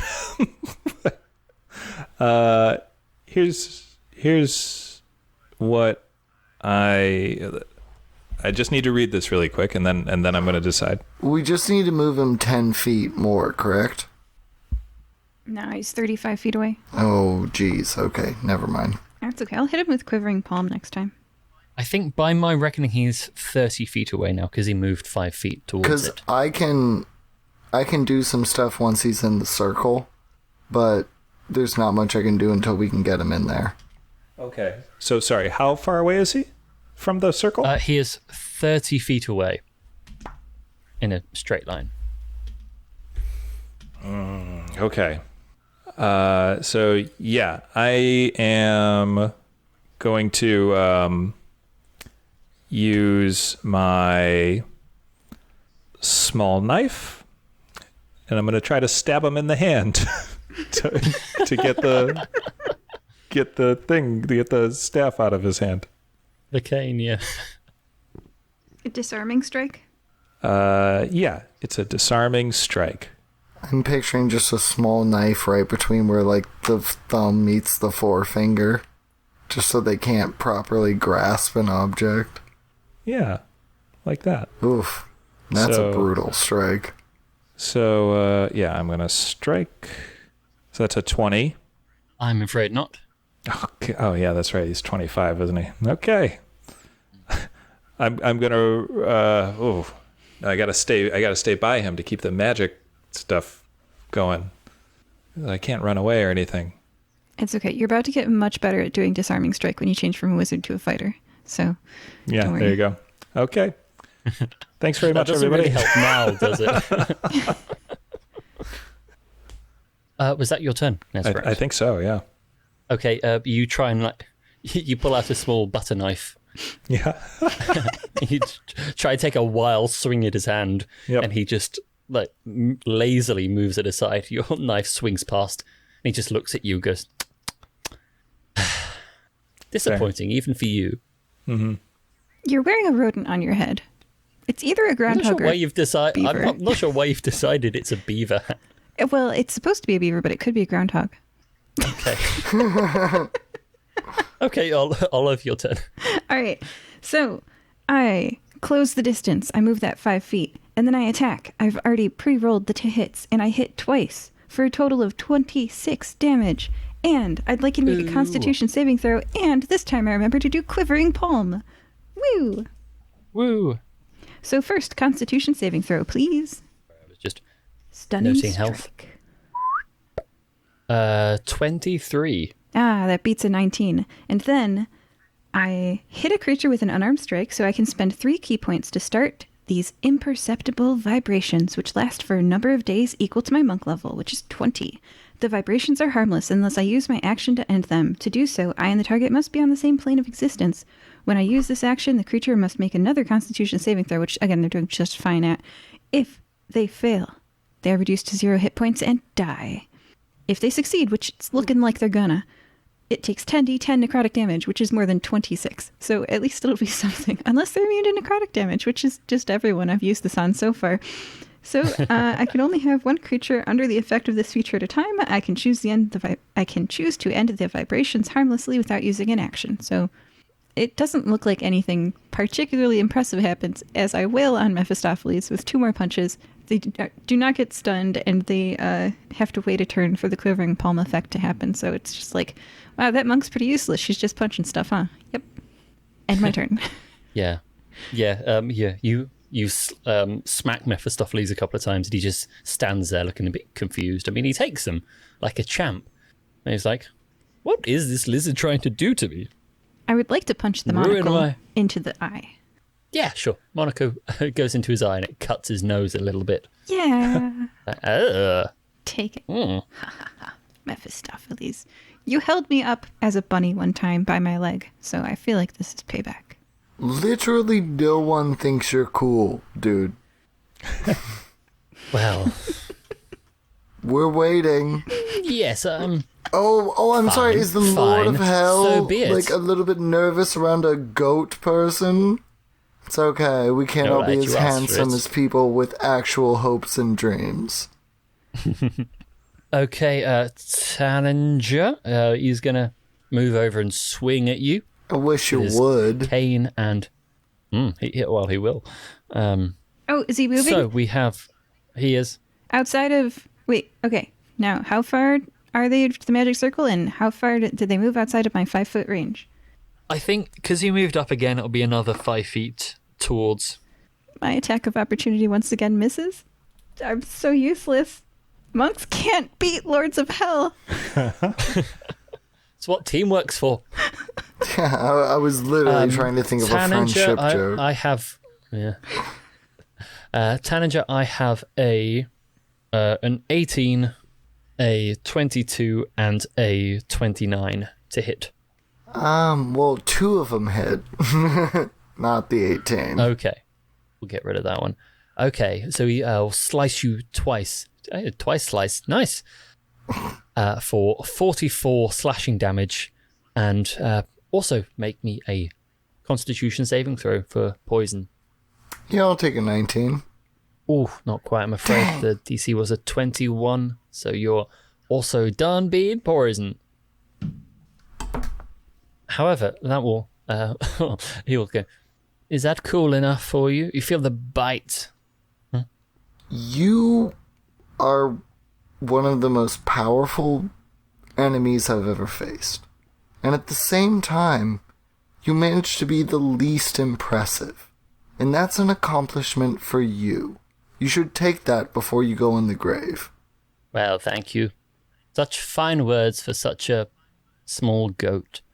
I'm normal Anyways, size for Tanager, my people. actually, speaking of tiny goats, it's your turn. Action surge. Because I don't believe it. Did I use it last round? I think I only used one action, right? No, you didn't. Yeah. Cool. Action surge as my action. I'm going to slap my lotion on myself, removing the poisoned effect. And restoring... Boop. Boop. 23 hit points. And as I'm lathering on my sunscreen... Yeah, you know what? I'm just going to take a slight running start and try to full-on tackle him into the magic circle. Okay, he's currently 25 feet away. Plenty of There's room. a thing in D&D called the shove action. Yeah, I'm going to take a running start with a shove, use my Ring of Jumping as a bonus action, Mirthful Leap, and with the full force of a goat trying to knock you away, I would like to try to make this shove action. Okay, the target of your shove must be no more than one size larger than you, and it must be within your reach. You make a strength athletics check contested by the target's strength, athletics, or dexterity acrobatics check. The target chooses the ability to use. If you win the contest, you either knock the target prone or push it 5 feet away from you. That's the shove action in D&D 5e. Okay, so I can pick. We will go for strength athletics, I think. Well, for me, you got a 13. Okay. Oh, teenager. I'm not a strong guy, I'm just well, luckily, mad. because we're counting Mephistopheles as a monster, he doesn't have skill bonuses. So, just have strength. Ooh. With bonuses, I rolled an 8. Whoa. Did Tanager actually tackle someone? He did. I think I maybe have one more action. In the tackle, Tanager's going to try to headbutt him like a goat. I didn't make a 25. Could I at least make contact without making damage? Yeah, well, I think it's only fair. I'll let you do a little bit of damage as well. Roll me a d6, just from some extra slamming That's the ground 1 point of damage. damage. Hey, it's not nothing. So with all of Tanninger's, 140 pounds, he throws himself at this demon, trying to get him just feet closer to the magic circle, and in his rage, just throws his forehead down onto the demon's skull, trying to just hurt this person. 20 feet away. He has a very thick skull. We are 20 feet away. I can push 15 if this person ever fails a Constitution saving throw. Oh. Nesgrax, you're up now. Yep. I think by my reckoning, he is just on the edge of your anti-magic field. Okay. I think he's 10 feet away from you. He's 10 feet away from me. Oh, the anti-magic field is 10 feet away from me. Yeah. Okay. Well, the anti-magic field is centered on you. Or I mean the Remember. the magic field. Tanager's magic field. Magic circle. The magic circle. The magic circle is stuck right towards the the altar. So Right. Mephistopheles is 20 feet away from that. yeah. And then you're 10 feet further Gotcha. away. Okay. So he's right on the edge of the anti-magic field. Of So if he my goes any anti-magic further field. Yeah, without gotcha. you, then he can do magic. Sure. Okay. Okay. I'm going to drop my concentration on my anti-magic field. I'm going to cast Big B's hand. I'm going to Nice. do a forceful hand. And if I do a forceful hand, then I can push him 20 feet because it's going to be 5 feet plus 5 times my spellcasting ability modifier, which is 3. So that's 5 plus 15, so that's 20. So it's the hand strength contested by the strength check of the target. And the hand's strength is 26. This says 26, and then in parentheses it says plus 8. So is that 26 plus... I think that will have been 26, including your +8 modifier. Oh, okay. So 26. So that's the strength of my hand. So that'll be a strength check against Mephistopheles. Okay, so I don't mind telling you, he has a +4 to strength. Okay. So mathematically, Pretty good. well, mathematically, it looks pretty good for you. Okay. Put it this way. Well, not bad. Rolled a 15, so +4, it's a 19, which is, for those math nerds among you, is not as high as 26. Boom. So, describe what this looks like. Okay. Giant blue hand. Thick sausage fingers. Comes like swooping out of the sky and, you know, sort of spanks him. And continues to push him along the ground. You can see his heels are digging in, but nothing's doing it. You can see the dirt is just piling up around his heels as he's being pushed closer and closer to the field that Tanager set up. The what are we calling it again? Magic circle. Magic circle. By my count, he is now 5 feet away from it. Oh, I thought he was 20 feet away from the circle. Well, we'll say he's on the edge. So, like, Okay. one good hit will do it. Okay. Oh, and then as a bonus action, I say Ghoulie. Ghoulie comes running in to tackle him into the circle. Oh, Ghoulie self-sacrifices by fleeing itself. Yeah. One successful push act. That'll do it. Yeah. So that will be, what, another contested strength? Unless Ghoulie self-sacrifices and enters the magic circle as well. So Ghoulie has a. you actually have to attune your magic. You have to attune your magic circle to a type of creature, and it's only fiends. So undead are fine. Okay, great. Ghoulie will be okay. All right. So I think Ghoulie has a +1 to strength, but he Okay. rolled a 3. Oh no, Ghoulie! It's that squishy rotten flesh. Yeah. Well, if it helps, I'm still going to roll it, because I can still roll a 1. Yeah. 1 in 20 chance, listeners. Yeah. No. Hang on. I'm just. no. I'm holding the dice up to the camera. We've It's- seen your dinosaur tooth dice. It's a 20 or it's a 1. It was actually a different one. Ah. But hang on.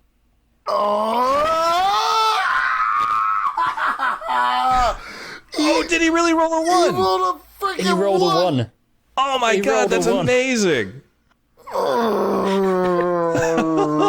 My dice have an amazing sense of the theatric Oh my god. tonight, ladies and gentlemen. Ghoulie, you saved the day.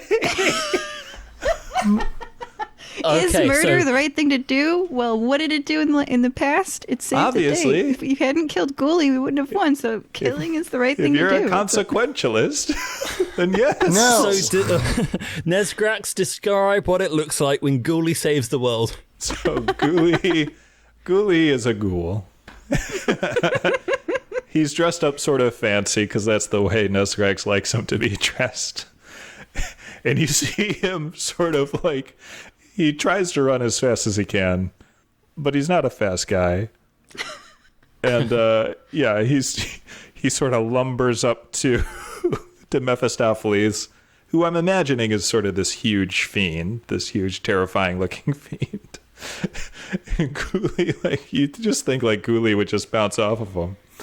But for some reason, Ghoulie just like hits him. Maybe Mephistopheles wasn't looking at Ghoulie, didn't think he was a threat. Yeah, and Mephistopheles... Yeah, Mephistopheles was like picking himself up and dusting himself off. Yeah. He was like, oh, these people, and just patting himself down, and then this little ghoul just dives right. Yeah. He gets taken by surprise. He's sort of like, ah, because there's this ghoul running at him full speed. So yeah, there he goes. And now Ghoulie's sort of on top of him within this magic field. Yeah, and as Ghoulie like dives right onto him and sends Mephistopheles flying into the magic circle, his arms fly wide, and the cane flies out of his hand and lands on the ground. The orb smashes into the ground and bursts, and there's a massive pulse of magic that envelops everyone, and you see the rapidly growing form of one Mendax yarn spinner who lands on the dirt, a bit worse for wear, but very much alive and panting. Is Mendax a fiend? No, I mean, not in a biological sense. Well, then Tanager will walk up, put his hand out to Mendax, and walk him out of the circle. Yeah, you like hold out your arm, and he kind of like tries to pull himself up, and you have to help him because he's been stuck in there a long time. It's like when you've been sat for a long time and your like knees have seized up, but it's his entire body. So you help him up and help him out of the circle, and he's like hanging on your shoulders, just kind of like breathing quite heavily, and like, oh, you don't want to know what I've seen. Mendax, if there's anything I know, I absolutely would love to hear this story. And I give him a smoke and a drink, and I look to Nezgrax and go, let's finish this. Nezgrax nods, and he lifts up his talisman on a chain around his neck, and uses one of its 7 charges to open up a fissure. Well, hold on, Nezgrax. Give him a farewell. And Tanager gives you a wink. Oh, okay, yeah. This man's been plaguing you your whole life. You gotta not my give whole him... life. Well, the last 3 years, maybe. Yeah. Oh, did you exist before I met you? Oh, well, we can discuss that later, but... I just mean to say... Tanager and object permanence. Just end it. For you and for your family. You're right. Mephistopheles, you have a stupid hat. Tanager claps. Okay, I use my talisman. You can roll a dexterity saving throw, and if you beat a 20, then you succeed. I'd like to use the help action by activating Quivering Palm at the same time. Make a Constitution saving throw, and I'm distracting you from whatever Nezgrax is doing. Well, if I'm right, he can't escape the magic circle anyway. Can make a charisma saving throw to teleport out if that's a spell he has. Okay, it is, but I think like narrative. I'm gonna roll everything at once. Yeah, Olive's turn is first before you can teleport out. So Constitution saving throw. I know you're gonna pass. It's not a big deal. 19, by the way. I could use another one. We'll do. You've got it. We'll do everything at once. Okay. We'll get it all in one go. We'll just get a general gist. Okay. Well, one of them I rolled a 2 plus something, so that probably won't do it because my maximum saving throws are 12 on Wisdom, then 11 on Dex and Con. They're not huge, but Wait, you failed? I did not expect you to fail. well, then one of them I rolled a 7, so yeah. Oh, there's consequences if you fail a Quivering Palm, my friend. Oh, I know. So we'll say everything all happens at once, Okay. right? It's been Yeah. a long day for him. And like as the quivering palm goes off, a fissure in the ground opens up. So as the ground opens up and swallows the former Lord of Hell, he starts to ponder some of his life choices. It was the monocle. And wonder how he got into this situation. And as the ground closes up again, you see the clouds part again. The sun comes out, and all the residents of Pan's Folly who have been shut up in their homes, like peeking out of the windows secretly and hiding in trees to watch, suddenly all start kind of clapping and cheering, and they finally see what a hero Tanager and his friends are.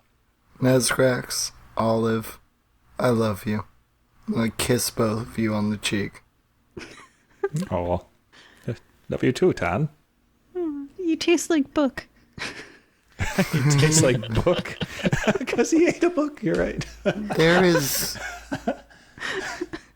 And cabbage. There's no other life I could have led without having you in mind. We killed the Lord of Hell today. Can you imagine that? When you were young children, being told one day by a prophet, you're going to kill the Lord of Hell. Oh, is that what that meant that one time? I just mean to say, I love you guys. And love you too, Tan. We're incredible. Mendex, get in here, buddy. And Okay, yep, he will come in for a big old group hug. And you too, Ghoulie. Come here. We full on do the thing like at a bar mitzvah where we lift up Ghoulie in a chair. Ghoulie, the savior, Ghoulie. He might be dead, but he's the best. Killing is right. Okay, so you, after your victory, you spend the night partying away in Pan's Folly. The music is cranked all the way to 11, and you spend a great night not worrying about this whole business. And the next morning, when you teleport yourselves back to Nicomoy, you sit in the Fire-Breathing Kittens Guild Hall, sharing a quick drink. Olive, you have an empty glass, but you like the movement.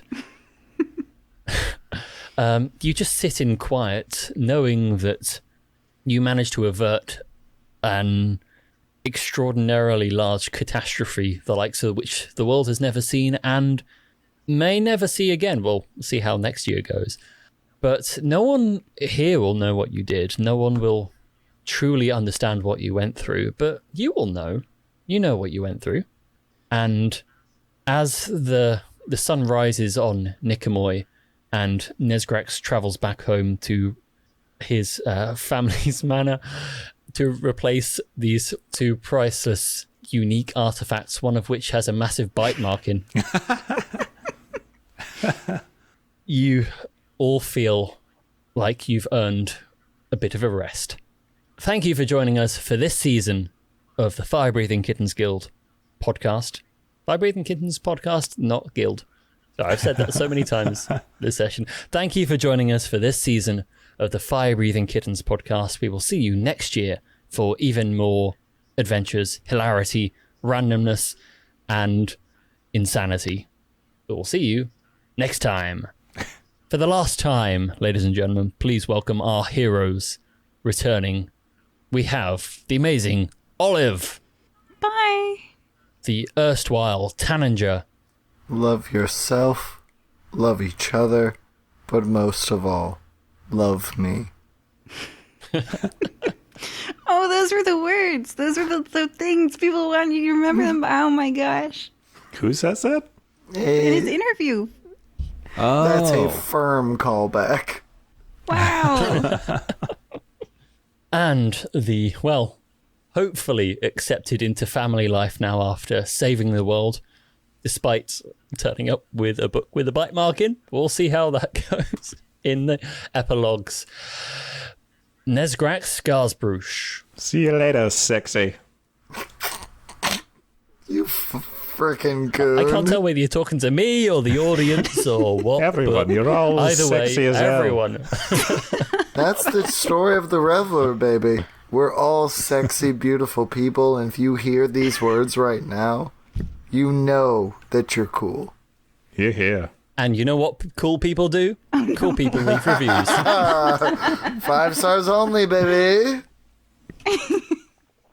You know what we like. All right, go home, We'll see you everybody. next. Yeah, go home, have a good night, tell people you love them, and remember, ghouls can do cool stuff too. Mm-hmm. Bye. See you next year. Well, next week, technically.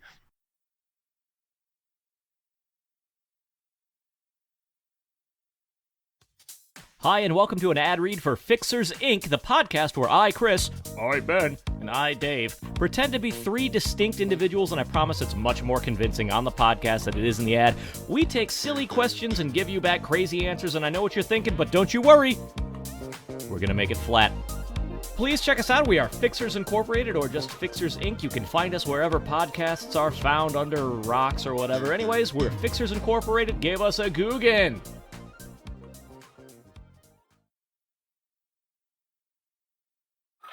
A disaster of unknown type has occurred. Normal programming has been suspended. But that hasn't kept us off the air. Every month, Free Yorkshire Radio brings you the latest government-approved news and features from the glorious Free Republic of Yorkshire, the mightiest of the many new nation-states that emerged from the troubled era that was early 21st century Britain. Free Yorkshire Radio, the podcast that's reassuringly worse than real life.